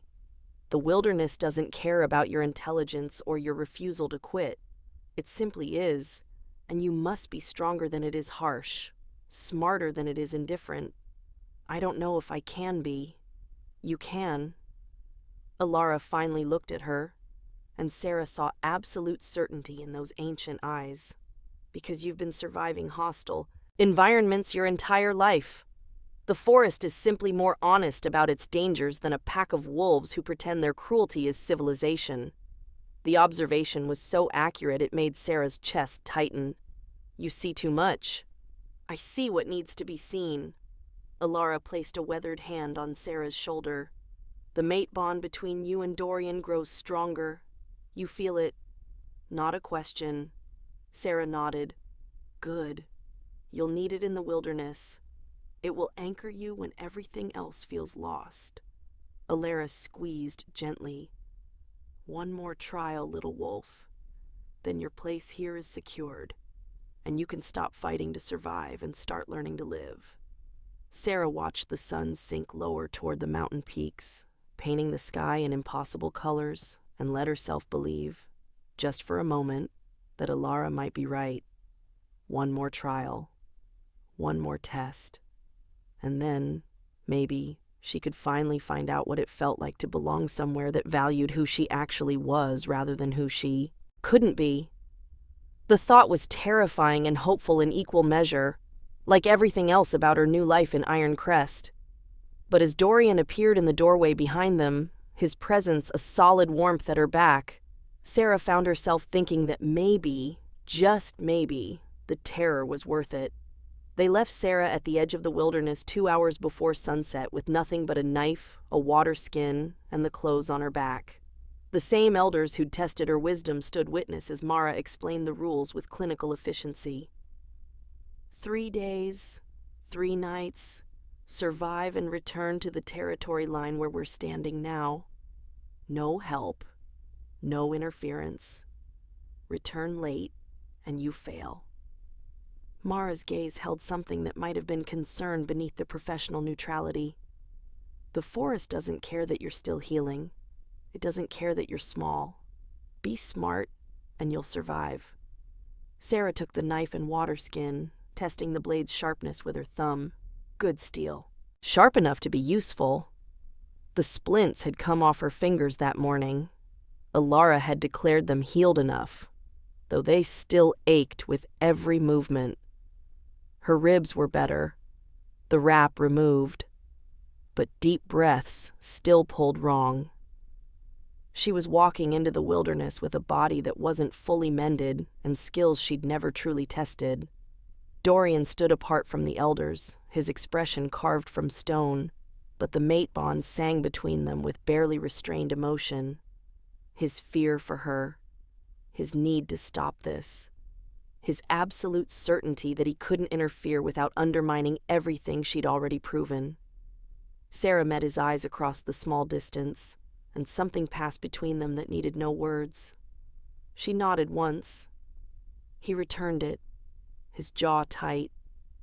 Then she turned and walked into the forest alone. The first priority was shelter. Sarah moved deeper into the trees until she found a small clearing bordered by a rock face that would provide wind protection. The sun was already sinking toward the mountain peaks, painting the sky in shades of blood and gold. She had maybe an hour of good light left. She worked quickly, gathering fallen branches and pine boughs, her recently healed fingers protesting the rough work. The shelter she built wasn't pretty. A simple lean-to against the rock face, insulated with layers of pine needles and leaves, but it would keep her dry and trap her body heat. In the mountains, exposure killed faster than hunger. Next, she needed water. The skin they'd given her would last maybe a day if she was careful. She followed the sound of running water downhill until she found a narrow stream, crystal clear and bitterly cold. She drank deeply, refilled the skin, and carved a mark into a nearby tree so she could find her way back. By the time she returned to her shelter, full darkness had fallen, and the temperature had dropped sharply. Sarah huddled in her lean-to, wrapped in every available pine bough, and listened to the Ia'abo and forest come alive around her. Howls in the distance, wolves, though whether shifter or natural she couldn't tell, the rustle of something large moving through the undergrowth, the hoot of an owl hunting. The forest was beautiful and deadly, and Sarah was very, very small. She didn't sleep that first night, just dozed fitfully, starting awake at every sound, her hand tight on her knife. When dawn finally broke through the canopy in pale fingers of light, Sarah was exhausted but alive. 1 night down, 2 more to go. The second day, she focused on food. Her stomach had started cramping with hunger, and she needed energy if she was going to make it another 48 hours. She couldn't hunt, not with her strength and size, but she could trap. Sarah spent the morning building small snares from stripped bark and flexible branches, using techniques she'd read about but never practiced. She set them along game trails she identified by tracks in the soft earth, positioning them at the right height for rabbits or small game. While the traps worked, she foraged, finding wild onions, identifying edible mushrooms by the descriptions she'd memorized from healing texts, avoiding berries she wasn't certain about. It wasn't much, but it was something. By midday, she had 3 small fish speared from a quiet pool in the stream and a handful of wild greens. She built a small fire using friction and dry bark, cooked the fish, and ate them with the kind of desperate hunger that made even bones taste good. She was cleaning up the fire pit when she heard it, something moving through the forest with deliberate purpose, too large to be a deer, too quiet to be careless. Sarah grabbed her knife and melted into the underbrush, making herself as small and invisible as she'd learned to be in Moonridge. She controlled her breathing, slowed her heartbeat, and watched. A massive shape emerged from the trees. Wolf, but not natural. A shifter in wolf form, easily 3 times her size, with patchy gray fur and scars marking its muzzle. It sniffed the air, clearly catching the scent of her fire, her fish, her presence. Sarah's grip tightened on her knife, knowing it would be useless against a wolf that size. If it wanted to hurt her, she had no way to stop it. All she could do was stay hidden and pray it moved on. The wolf circled her abandoned camp once, twice, then lifted its head and howled, a long, echoing sound that carried through the trees. A signal, Sarah realized with creeping dread. It was calling others. She didn't wait to see who answered. She moved quietly as she could, putting distance between herself and her camp, her shelter, everything she'd built. The wolf might be from Iron Crest, testing her, or it might be a rogue, dangerous and unpredictable. Either way, confrontation would end badly for her. Sarah traveled for hours, until her legs burned and her lungs ached, until she was certain she'd lost any pursuit. Only then did she stop, in a hollow, beneath an ancient oak, and let herself breathe. She'd lost her shelter, lost her traps, lost her water source. She was back to nothing. The second night was colder than the first, and without proper shelter, Sarah couldn't get warm. She built a hasty lean-to in the failing light, but it was poor protection against the mountain wind that cut through the trees like knives. She curled into the smallest ball possible, wrapped in layers of leaves and moss, and shivered until her muscles cramped. Somewhere in the darkest hours before dawn, injured from scrambling over rough terrain, exhausted beyond measure, cold in a way that went bone deep, Sarah felt something inside her crack. Not break, just crack, letting out the fear she'd been holding back since walking into the forest alone. She was going to fail. She'd survived the combat trial and passed the wisdom trial, but the wilderness was going to defeat her because she simply wasn't strong enough, wasn't hardy enough, wasn't meant for this kind of brutal survival. The mate bond pulsed suddenly, warm and insistent against her sternum. Dorian, She could feel him through the connection, his concern, sharp and immediate, as if he'd sensed her despair, his restrained need to come find her, to end this trial and bring her home, his faith in her ability to survive.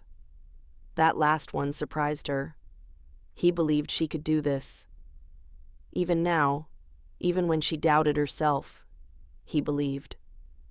Sarah focused on that warmth, on the connection that tied her to someone who'd seen her get knocked down 7 times and rise each time, who'd watched her navigate complex political questions with confidence, who looked at her like she was strong despite all evidence to the contrary.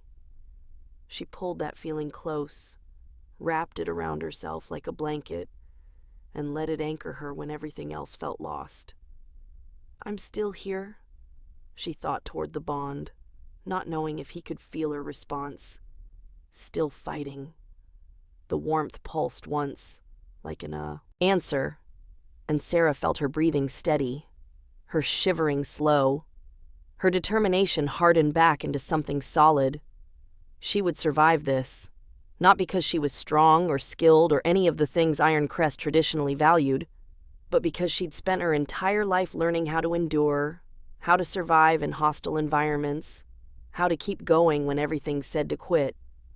This was just another kind of invisibility, making herself small enough, quiet enough, smart enough that the forest wouldn't notice her long enough to kill her. And Sarah had always been good at being invisible. The third day dawned gray and cold, with mist hanging low in the trees. Sarah's body was a catalog of new injuries, a gash on her calf from falling in the dark, scrapes across her palms from climbing, a pulled muscle in her shoulder that screamed with every movement. She was hungry, exhausted, and her water skin had been empty since yesterday afternoon. But she was alive. She oriented herself, using the sun when it finally burned through the mist, calculating direction based on where it had been when she'd entered the forest. The territory line was north and east. She started walking. The journey back took most of the day.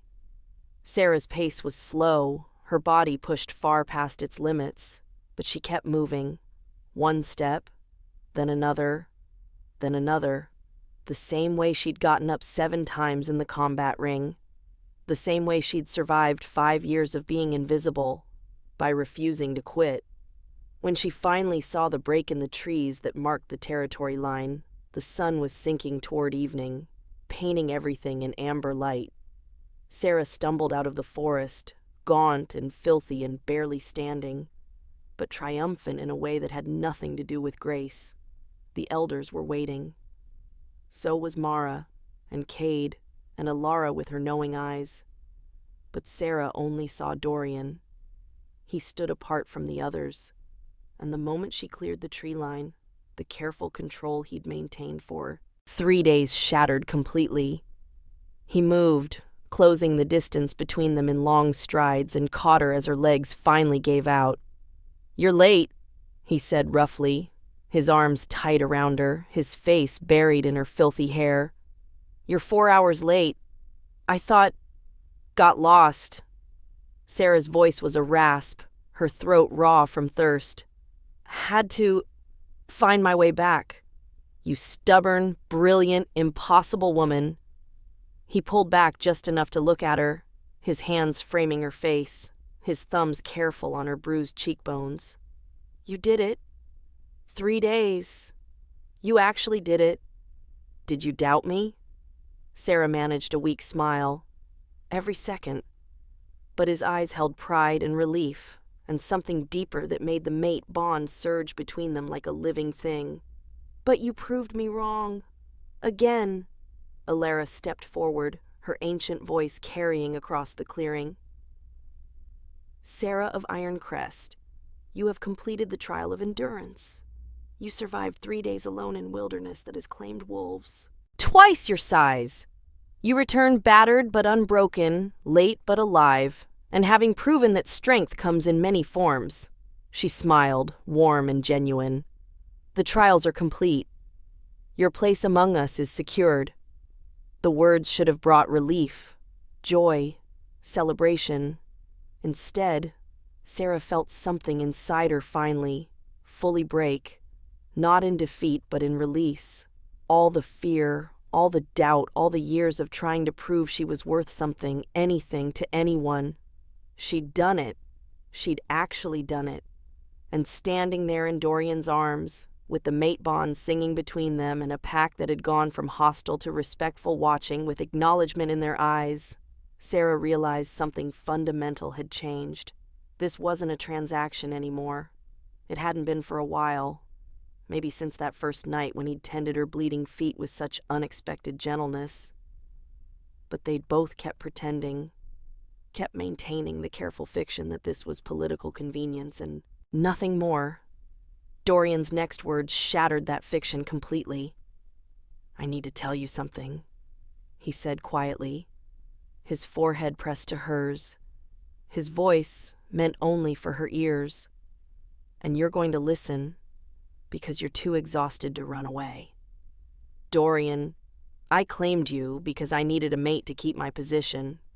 That part was true." His hands tightened on her face, keeping her gaze locked on his.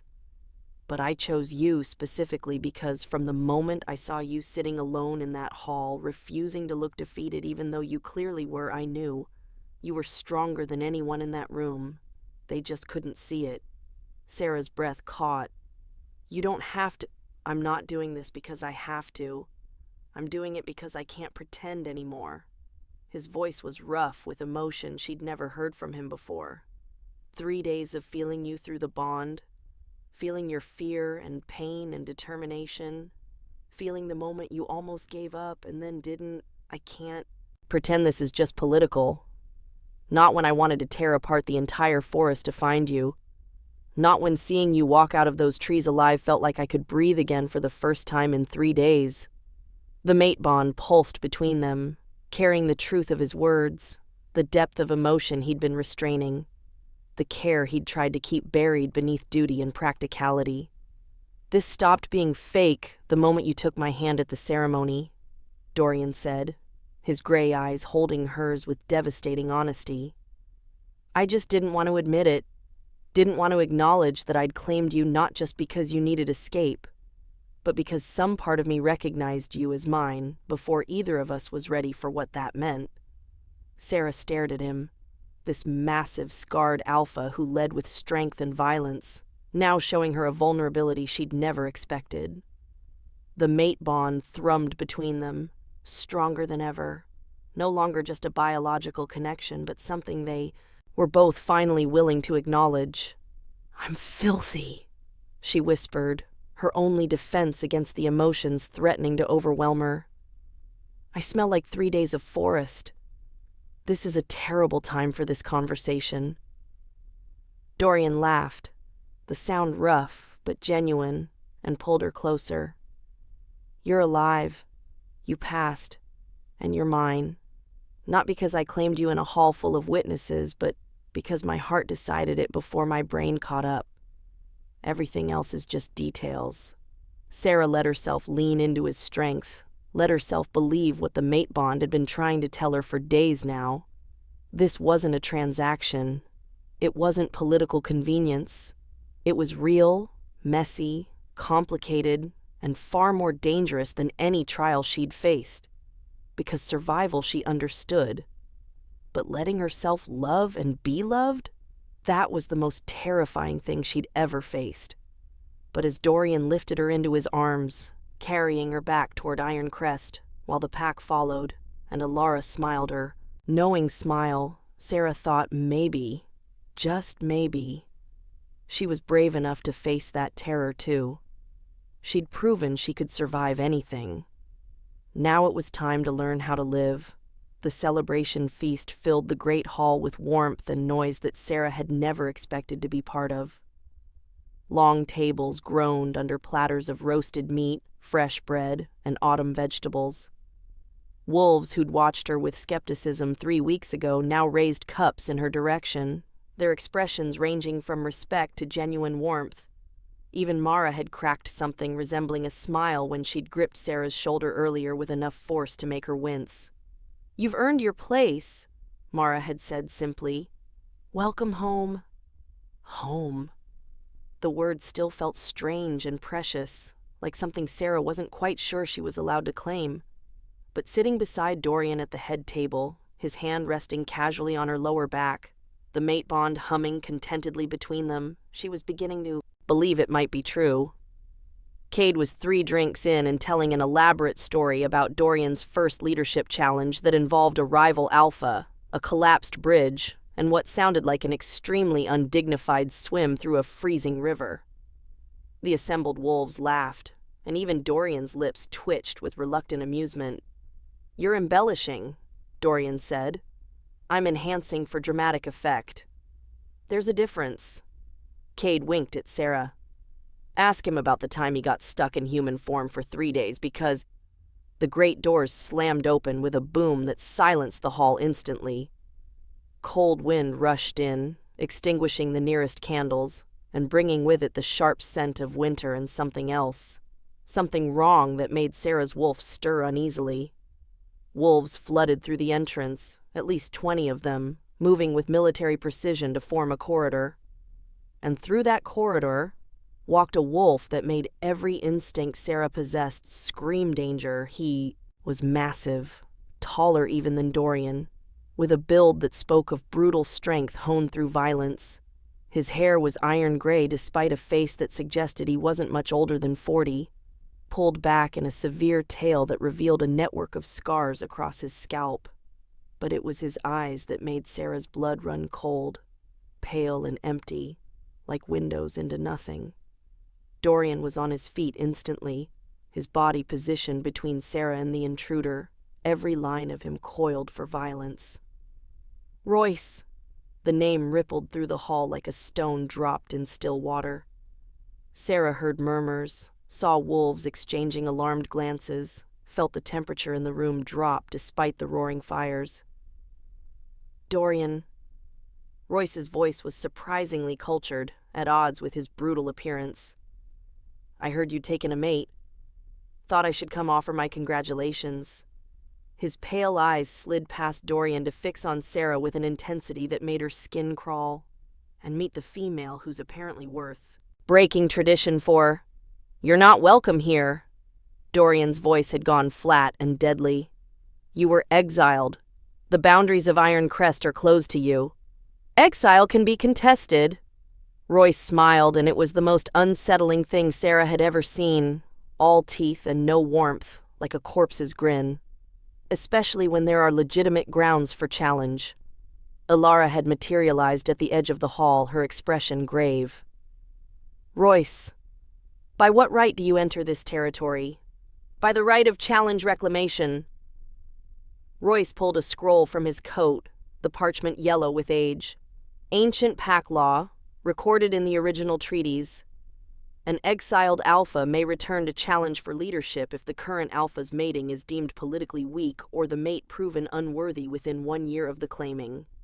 The hall erupted. Wolves surged to their feet, voices rising in protest and confusion.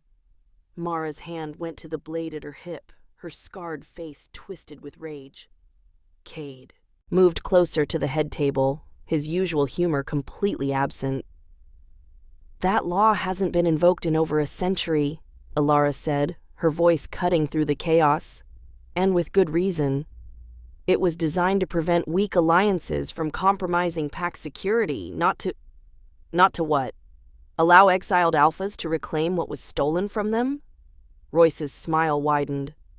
"I challenged Dorian 5 years ago for leadership. He won, barely, and had me exiled rather than killed. Merciful of him. But mercy comes with consequences."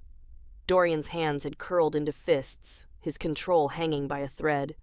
"You lost fair combat.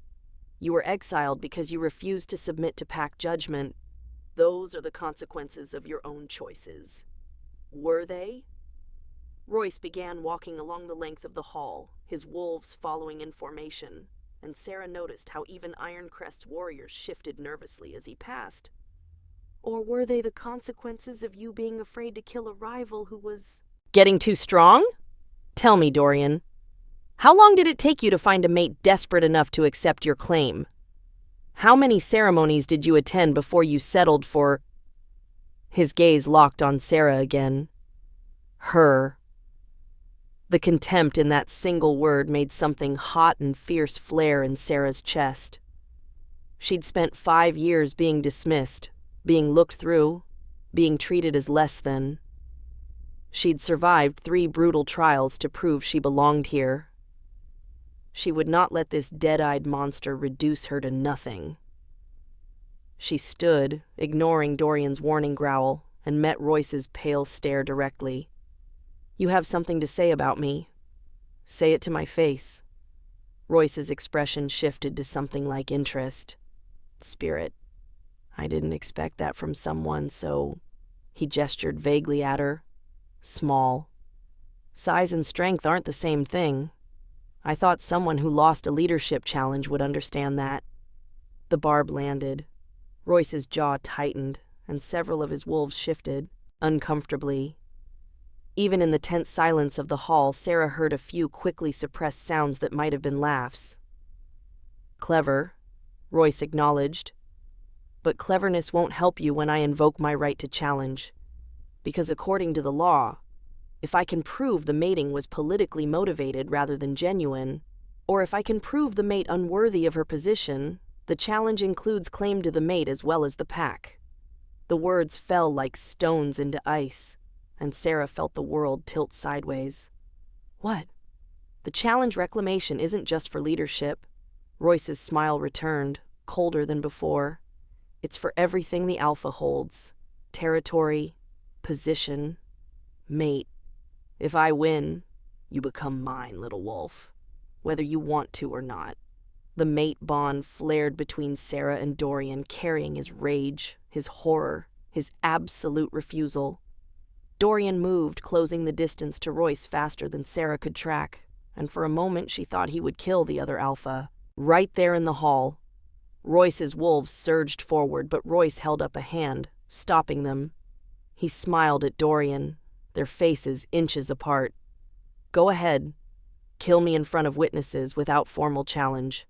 Prove exactly what I've been saying, that you rule through fear rather than law." "Dorian!" Alara's voice was sharp. "Stand down. Listen to your elder, Dorian." Royce's voice dropped to something only they could hear, but Sarah caught the words through the mate bond. "Or prove you're the tyrant I always said you were." Dorian's entire body vibrated with barely contained violence, but slowly, incrementally, he stepped back. His eyes promised death, but he stepped back. Royce turned to address the hall, his voice carrying to every corner. "I invoke the right of challenge reclamation. In 3 days' time, I will face Dorian Ashford in ritual combat for leadership of Iron Crest. The terms are clear. Victor takes all: territory, pack, and mate. The law requires proof." Marie snarled, her hand still on her blade. "You have to prove the mating was politically weak or the mate unworthy." "Oh, I have proof." Royce pulled another document from his coat, this one newer.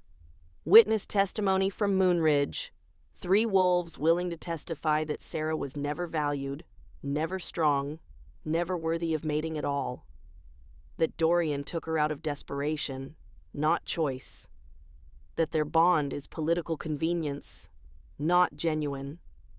Sarah's chest tightened. Wolves from Moonridge, willing to testify against her.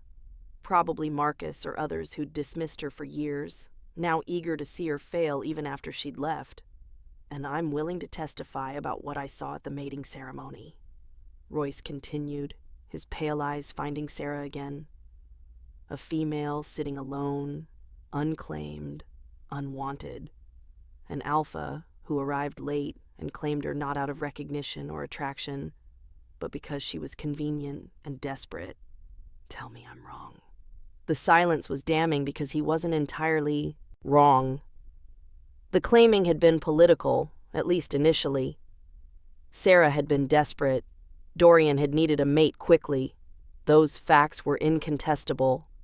What Royce couldn't prove was how much had changed since then, how the bond had grown from transaction to something real, How Sarah had earned her place through blood and wisdom and endurance. How Dorian looked at her now like she was precious rather than convenient. But feelings weren't evidence. An ancient pack law didn't care about emotional truth. "The challenge is witnessed," Alara said heavily, her aged face drawn with concern. "By law, Dorian must accept or forfeit his position."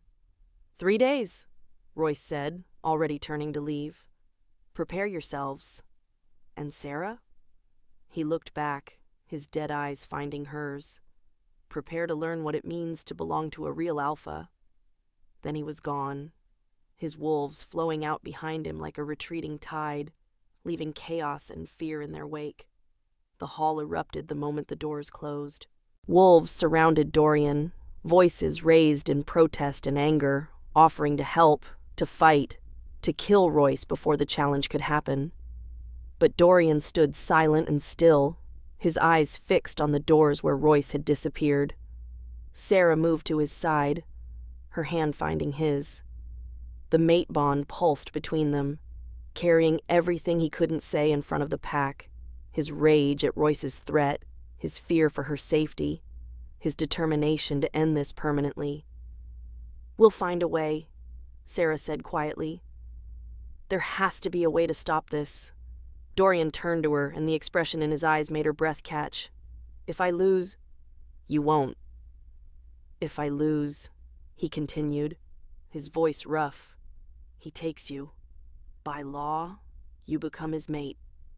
Sarah, if that happens, it won't happen."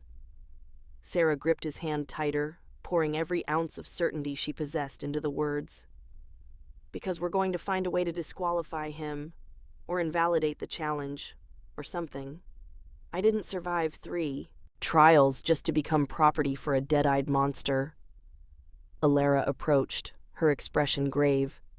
"There may be a way. The law is ancient, and ancient laws have complications.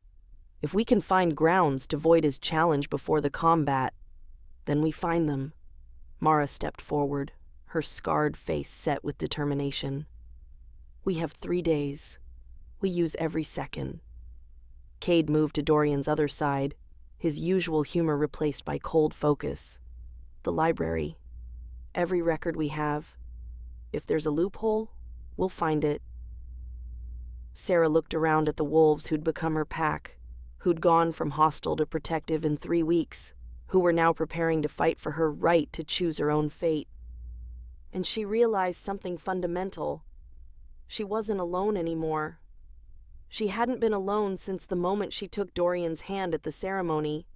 3 days, she said, her voice steady despite the fear clawing at her throat.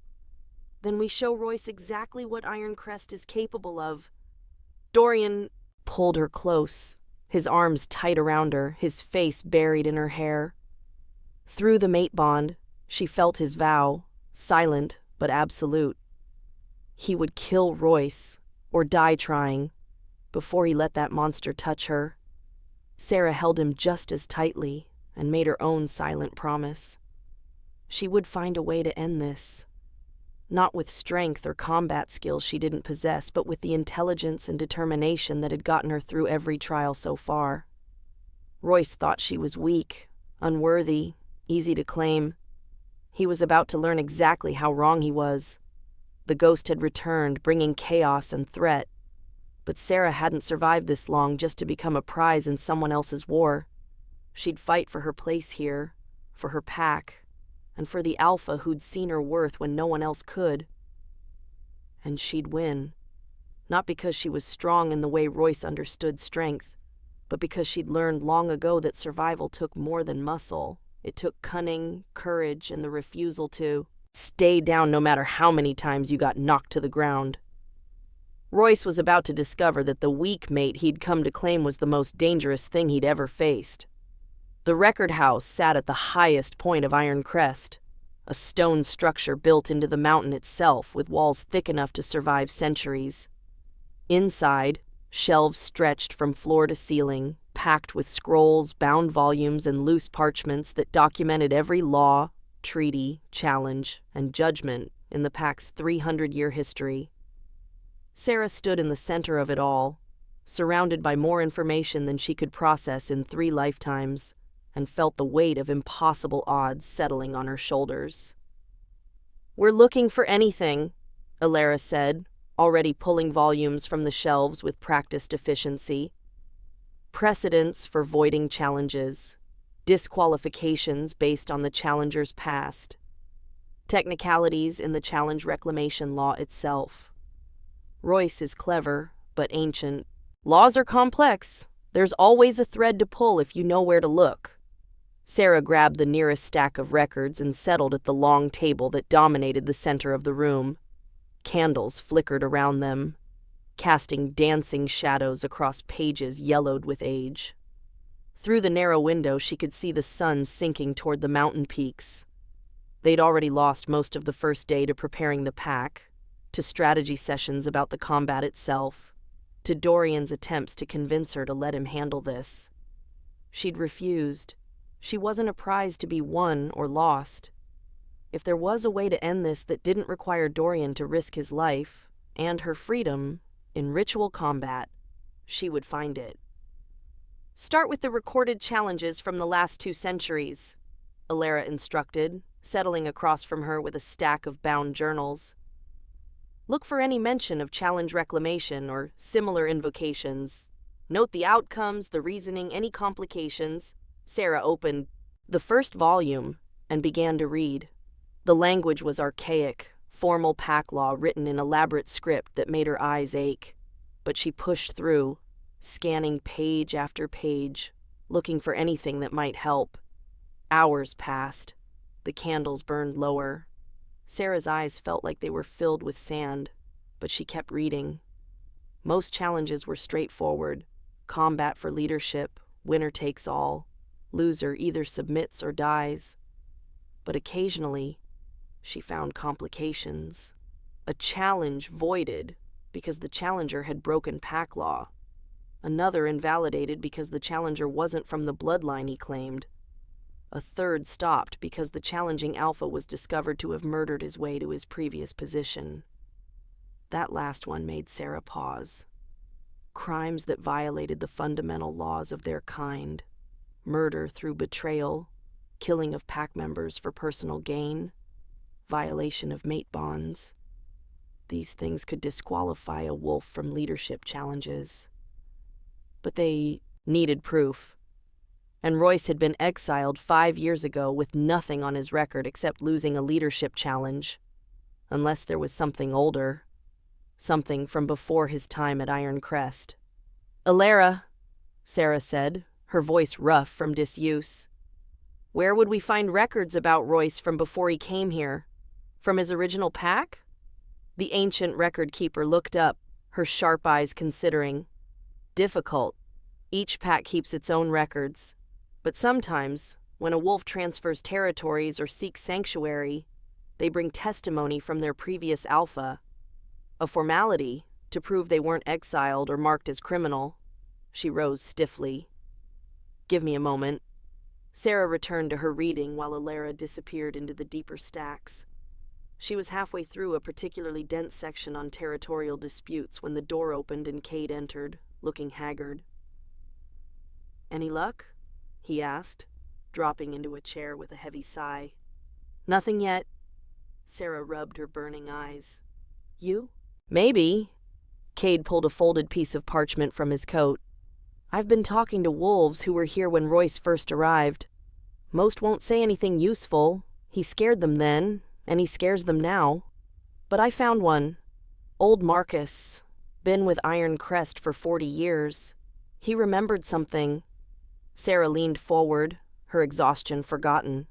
"What?" "Royce came from the Western Ridge Pack 15 years ago. Claimed he was seeking better territory, better opportunities. But Marcus remembered rumors that followed him. Whispers about his mate. A female named Elena who died suddenly, supposedly in a hunting accident. Cade's expression was grim. Marcus said at the time, wolves talked. Said the accident was too convenient, too quick after Elena had publicly challenged Royce about something. But there was no proof, and Dorian was just starting his alpha. He had bigger problems than investigating decade-old rumors about a new pack member. Sarah's pulse quickened. Where's Western Ridge Pack now? Gone.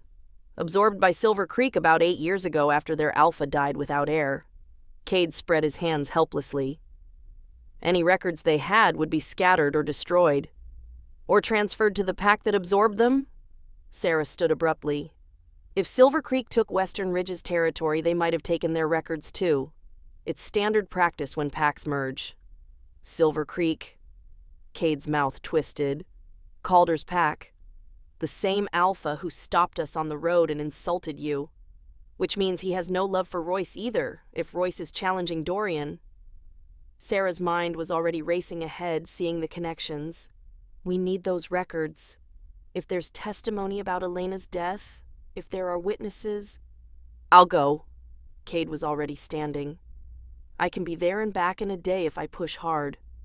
Take Mara with you, Alara said, emerging from the stacks with a thick leather-bound volume. Calder respects strength. He'll be more willing to help if he sees Iron Crest is serious. Cade nodded and was gone, leaving Sarah and Alara alone in the candle-lit silence once more. What did you find? Sarah asked, eyeing the ancient volume Alara had retrieved. Transfer records. Every wolf who's joined Iron Crest from another pack in the last 50 years. Alara opened the book carefully, pages crackling with age. Including one Royce Blackwood, transferred from Western Ridge Pack 15 years ago. She turned the volume so Sarah could see. There, in faded ink, was Royce's name, his age at transfer, his rank within his previous pack, and at the bottom, a single line that made Sarah's breath catch. Status. Widowed. Mate deceased. Ruling. Accidental death. Accidental death, Sarah repeated slowly. But if the ruling was suspicious, then someone might have recorded their suspicions, even if they couldn't prove them. Alara's gnarled finger traced down the page to a notation in different ink added later. See here. A note from the record keeper who processed his transfer.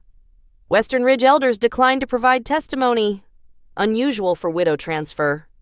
Sarah grabbed another volume from Alara's stack, this one containing correspondence between packs. If Western Ridge's elders had declined to provide testimony about Royce, there might be letters explaining why. There might be... There. 3 pages in, a letter dated 15 years ago from Western Ridge's Alpha to Dorian's predecessor. The words were carefully diplomatic, but Sarah could read between the lines. Western Ridge was relieved to see Royce go. They wouldn't speak against him officially, but they wouldn't vouch for him either. The letter mentioned Elena's death in passing, calling it tragic and unfortunate, in ways that suggested the writer believed it was neither accidental nor unforeseeable. It wasn't proof, but it was a thread. Sarah and Alara worked through the night, pulling every reference they could find. By the time dawn light crept through, the narrow windows, they had assembled a timeline. Elena's public argument with Royce. Her death 3 days later. The ruling of accident despite questions about the injuries. Royce's quick departure from Western Ridge. The pack's refusal to provide testimony. But they still didn't have proof. Not the kind that would stand up in formal challenge. Sarah was staring at the scattered documents, her vision blurring with exhaustion, when she saw it. A single line in an old witness testimony, almost missed because it was in the margin, written in cramped script like an afterthought. 2 wolves saw Royce return from the hunt with blood on his hands and fury in his eyes. Elena did not return at all. Sarah's hands shook as she pulled the page closer. Alara, this is witness testimony about the day Elena died. Alara moved to her side, reading over her shoulder. Verbal testimony recorded by the pack historian but never formalized because the witnesses recanted. Her voice was tight. Or were pressured to recant. If those witnesses are still alive, Sarah looked up at the ancient record keeper. If we could find them and get them to testify now, after all these years, it would prove Royce killed his mate. Alara's expression was fierce. And by ancient law, any wolf who kills their mate through violence or betrayal forfeits all rights to claim another. Forever. The door burst open, and both women startled. Mara strode in, still wearing her traveling clothes, her face flushed from running. "We have it." Calder came through. "He hates Royce more than he dislikes Dorian, apparently." She dropped a worn leather satchel on the table, and Sarah's hands trembled as she opened it. Inside were documents from Western Ridge Pack, old records, correspondence, and most importantly, witness statements about Elena's death. Sarah spread them across the table, reading frantically. There were 3 statements, all written shortly after Elena's death, all describing the same thing. Elena and Royce arguing violently. Elena going to hunt alone, Royce following her. Royce returning hours later with blood on his clothes and scratches on his arms that weren't from hunting. Elena never returning. The pack healer's report on Elena's body was even more damning. Injuries consistent with attack by another wolf in human form. Defensive wounds on her hands and arms. The final blow, a broken neck that the healer noted was inconsistent with falling or animal attack, more consistent with manual force. But the final ruling still said accidental death, and the witnesses had all recanted within a week. They were scared, Sarah said, understanding clicking into place. Royce terrified them into silence. "Which means we need them to testify now." Mara's voice was hard. "We need those wolves here, in front of witnesses, confirming what they originally said. The statements give us 2 names." Sarah checked the documents. Thomas Crane and Maria Fernweather, both from Western Ridge. If they were absorbed into Silver Creek, Calder's already looking for them. Kate appeared in the doorway, looking like he'd been running. "He sent riders out an hour ago. If they're still in his territory, he'll find them." "And if they're not?" Sarah asked, though she already knew the answer would determine everything. "Then we have 1 day left to find another way." Cade's expression was grim. "Or Dorian fights Royce tomorrow, and we pray he's strong enough to win." Sarah looked down at the scattered evidence, at the pieces of a puzzle that almost fit together but not quite. They had testimony about Royce's past, about suspicious circumstances, about a dead mate and terrified witnesses. But without those witnesses here, willing to speak, it was all just paper and suspicion, not proof, not enough to stop the challenge. "We don't have another way," Sarah said quietly. "This is it. If we can't get those witnesses here, if we can't get them to testify, then kill Royce in combat," Dorian said from the doorway, his voice flat and absolute. "The way I should have done 5 years ago." He looked like he hadn't slept. Dark circles under his eyes and his jaw tight with tension. The mate bond thrummed between them, carrying his barely controlled fear, his rage at Royce, his desperate need to protect Sarah at any cost. Sarah crossed to him, taking his hands in hers. "If those witnesses confirm what's in these statements, we can void the challenge entirely. No combat, no risk. And if they don't arrive in time, if they refuse to testify?" Dorian's hands tightened on hers. "Sarah, I need you to understand, if it comes to combat, Royce is strong. Very strong. There's a reason his exile was controversial, why some thought I should have killed him outright. You'll win. You don't know that." "I do." Sarah pulled him closer, her voice fierce. "Because you're fighting for something real. For us. For the pack. For a future that's worth protecting. Royce is fighting for power and possession. That difference matters." Dorian pressed his forehead to hers, the gesture now familiar and achingly intimate. "You have more faith in me than I deserve. I have exactly the amount of faith you've earned." Sarah pulled back enough to meet his eyes. "You gave me a chance when no one else would. You saw strength in me that I didn't see in myself. Now I'm returning the favor. We will find those witnesses, and we will end this before it reaches combat. And if we don't, then you'll do what you do best." Sarah managed a small smile. "You'll fight, and you'll win, and you'll come back to me, because I didn't survive 3 trials just to lose you to a dead-eyed monster with a grievance." Mara cleared her throat. "Riders just came in. Calder found one of the witnesses, Thomas Crane. He's old, nearly 70, but he's agreed to come. They're bringing him now." "And Maria Fernweather?" Alara asked. Mara's expression darkened. "Dead. Died too sudden. Years ago." The hope that had flared in Sarah's chest guttered. One witness. They had one elderly wolf willing to testify about events from 15 years ago. "One witness won't be enough," Dorian said, voicing what they all knew. "Challenge law requires corroborating testimony for accusations this serious. One witness can be dismissed as biased or unreliable. Then we find corroboration." Sarah turned back to the scattered documents, her mind racing. There has to be something here. Medical records, pack historian notes, anything that supports Thomas's testimony. They had one day, one witness, and scattered evidence of a 15-year-old murder that Royce had spent years covering up. It wasn't enough, but it was all they had. Sarah grabbed another stack of documents and began to read. Somewhere in this mountain of ancient records and carefully preserved testimony was the key to stopping Royce. The proof that would void his challenge and protect everything she'd fought so hard to build. She just had to find it before time ran out. The race was on, and failure meant more than just losing. It meant watching Dorian risk everything in combat against a wolf who'd already proven he would kill to get what he wanted. It meant potentially becoming property of a monster. Sarah's hands steadied as she opened the next volume. She'd faced impossible odds before. She'd gotten up 7 times when staying down would have been easier. She'd survived the wilderness alone. She could do this too. She had to. The combat circle had never looked so vast or so terrible.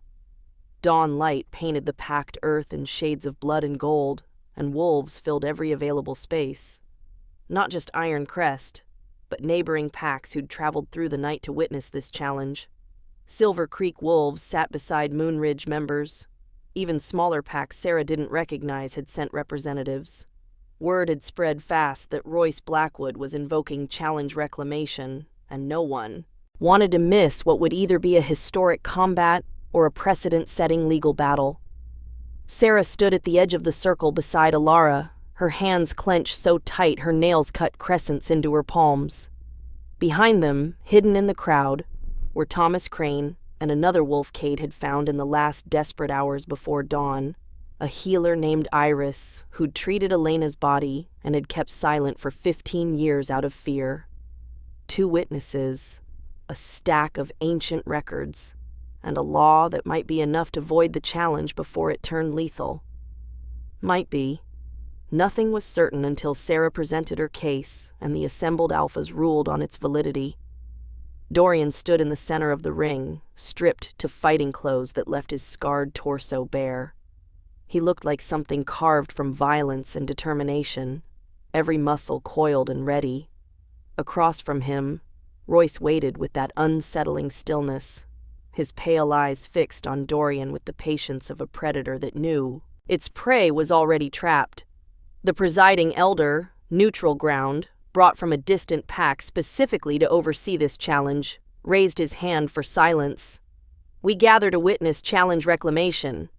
Royce Blackwood, exiled from Iron Crest 5 years past, claims the right to challenge for leadership, territory, and mate. Dorian Ashford, current alpha of Iron Crest, accepts this challenge.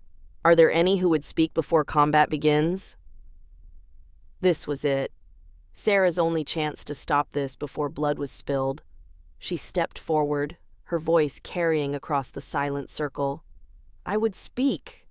Murmurs rippled through the crowd. The presiding elder's eyebrows rose. "Sarah of Iron Crest, mate to the challenged alpha. You have standing to speak. Proceed." Sarah moved to the center of the ring, positioning herself between the 2 massive alphas, and felt every eye in the assembly fix on her. This was different than the trials she'd faced.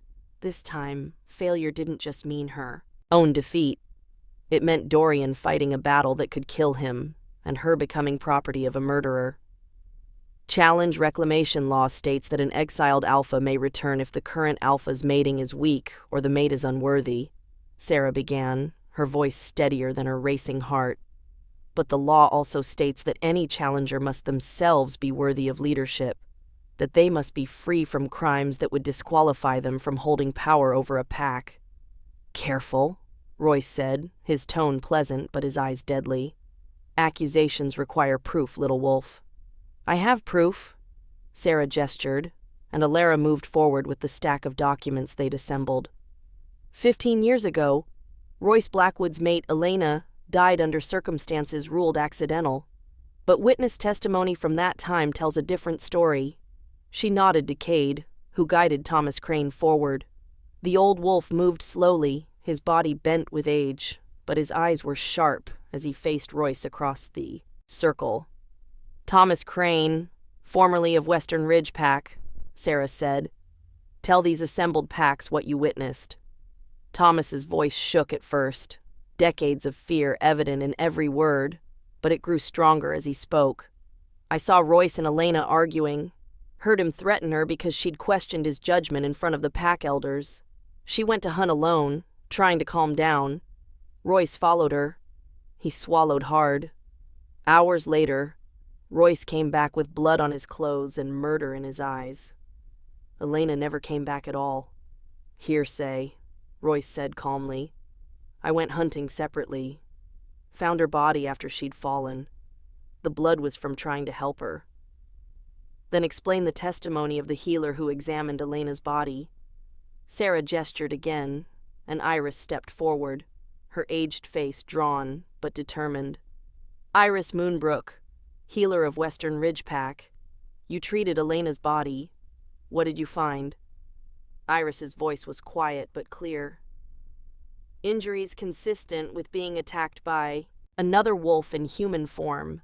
Defensive wounds on her hands and arms. A broken neck that couldn't have come from a fall. I recorded these findings in my medical notes, but was told the ruling was accidental death, and my concerns were... She glanced at Royce, her fear palpable even after all these years. Overruled. The assembled packs erupted. Alphas leaned forward, exchanging looks, their expressions ranging from shock to anger. The presiding elder raised his hand for silence, his face grave. These are serious accusations.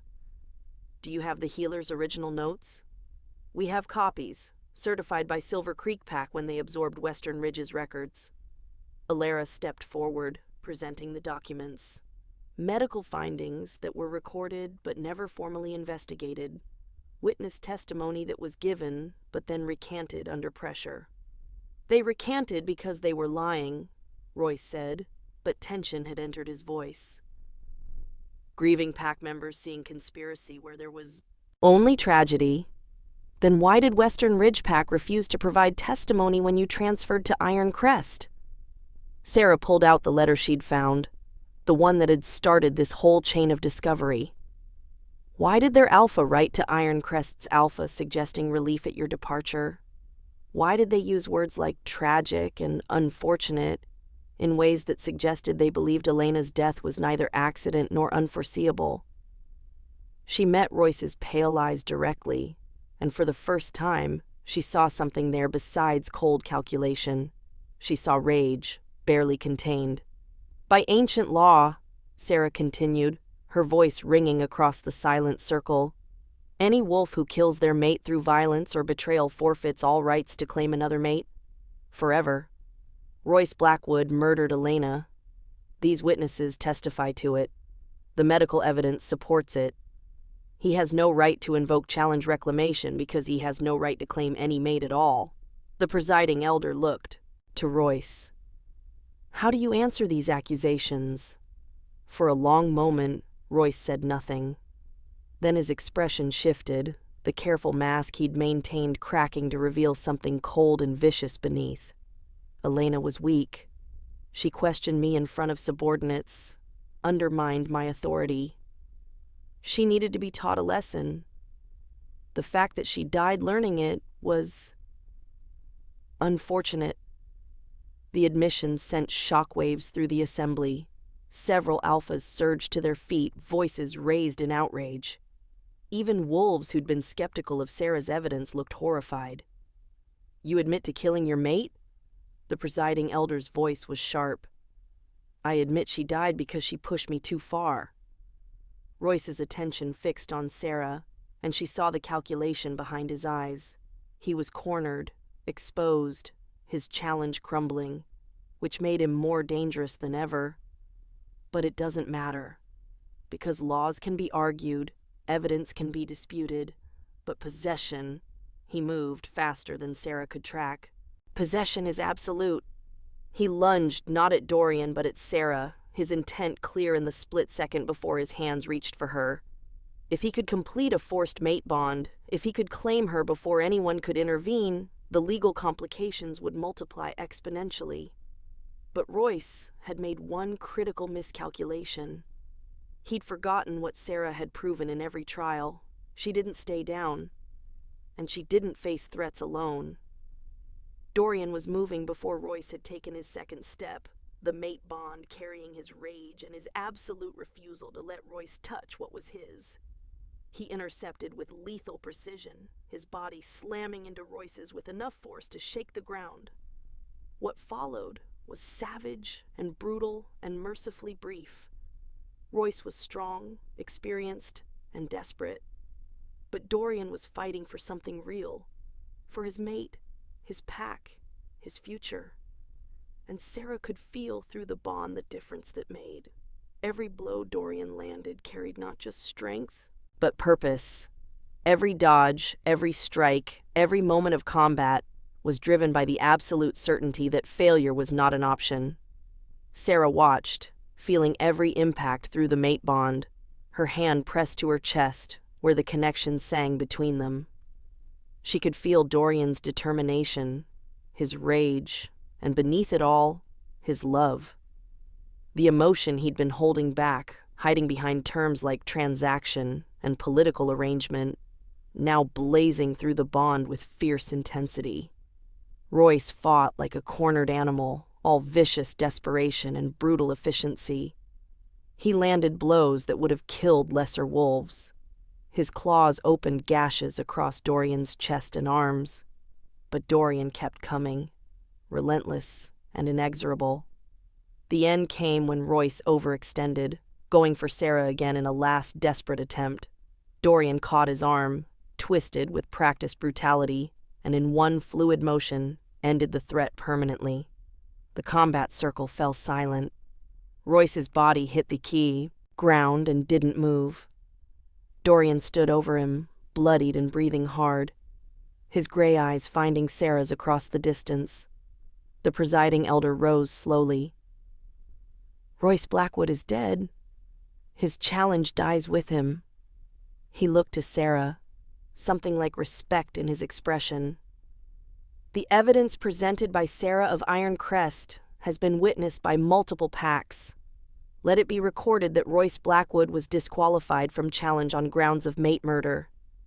The challenge reclamation is void."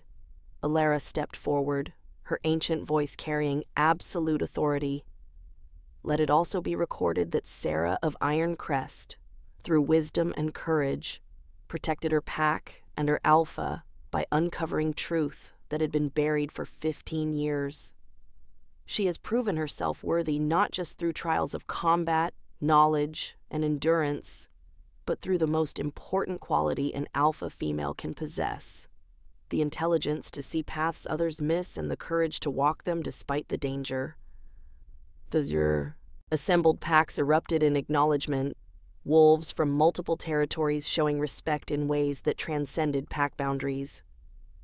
Even Calder of Silver Creek, who'd insulted Sarah on the road, dipped his head in recognition. But Sarah barely noticed. She was crossing the combat circle, moving toward Dorian, her eyes locked on his. The mate bond sang between them, carrying everything they'd been too careful to say out loud: love, recognition, belonging. Dorian met her halfway, catching her in arms that shook with more than just exhaustion from combat. His forehead pressed to hers, and through the bond, Sarah felt his relief, his pride, his overwhelming love. "You saved me," he said, his voice rough. "Saved the pack, saved everything. We saved each other." Sarah pulled back enough to meet his eyes, seeing her own emotions reflected there. "That's what mates do." "Sarah," he stopped, searching for words. "I need you to know this stopped being fake the moment you claimed me," Sarah said, the truth she'd been holding finally free. "Maybe even before that. The moment our eyes met across that hall, something in me recognized you. Recognized home." Dorian's hands framed her face, gentle despite the violence he'd just committed. "The moment I saw you sitting alone, refusing to look defeated even though you clearly were, I knew. You were mine. I just didn't let myself admit it until you'd walked into a forest alone and came back alive because you're too stubborn to quit." Sarah laughed, the sound breaking into something that might have been a sob. "We're both terrible at this. At lying to ourselves?" "Yes." He kissed her forehead, her cheeks, finally her lips with a gentleness that made the mate bond flare bright and warm. "But I'm done lying. I love you, Sarah. Not because you're my mate or because you saved the pack, because you're you. Brilliant, stubborn, strong in ways I never expected. You're the best thing I never knew I was looking for. I love you too." Sarah pressed closer, letting herself feel safe for the first time since Royce had walked through those doors. "And I'm done being afraid of it." That night, after the packs had dispersed and Iron Crest had celebrated both victory and survival, Sarah and Dorian stood alone on the balcony overlooking the valley. The moon hung heavy and full above the mountains, painting everything in silver light. "Do you remember what my grandmother used to say?" Sarah asked, leaning into Dorian's warmth. "That the moon sees what others miss?" She was right. Dorian's arms tightened around her. "Though I'd argue it wasn't the moon that saw your worth. It was always there. The rest of us just weren't looking properly." Sarah thought about the girl who'd sat alone at the mating ceremony, expecting nothing, hoping for nothing. That girl had believed she was invisible, worthless, destined for a life of quiet desperation. She'd been so wrong. "I used to think being small meant being weak," Sarah said quietly. "That not being a warrior meant not having value. Moonridge taught me that lesson very thoroughly. And now? Now I know strength comes in different forms. Sometimes it's refusing to stay down when you've been knocked to the ground. Sometimes it's surviving 3 days alone in wilderness. Sometimes it's standing in front of assembled packs and presenting evidence that takes down a murderer." She turned in his arms to face him. "I'm not the girl I was when you claimed me. I don't think I could go back to being her even if I wanted to." "Good." Dorian's smile was fierce and proud. "Because I rather like the woman you've become. The alpha female who saves her pack with intelligence instead of claws. The mate who refuses to be a prize and instead becomes the prize winner. That's terrible. I know." He kissed her again, slow and deep, the mate bond singing between them with contentment and promise. "But you're stuck with me now. Transactions complete, trials are past, pack acceptance is secured. You're mine and I'm yours, and there's no going back." Sarah looked up at this massive, scarred alpha who'd seen her worth when no one else could, who'd given her a chance that changed everything, who loved her not, despite her differences, but because of them. "I wouldn't want to go back," she said. "This is exactly where I belong." The moon hung above them, witness to promises made and futures claimed. And Sarah finally understood what her grandmother had meant. Love didn't come to those who waited patiently. It came to those who were brave enough to accept it when it appeared, even in the most unexpected forms. The invisible girl from Moon Ridge was gone, transformed into something stronger, fiercer, more complete. She was Sarah of Iron Crest, alpha female, mate to Dorian, and exactly where she was meant to be. Finally, impossibly, home.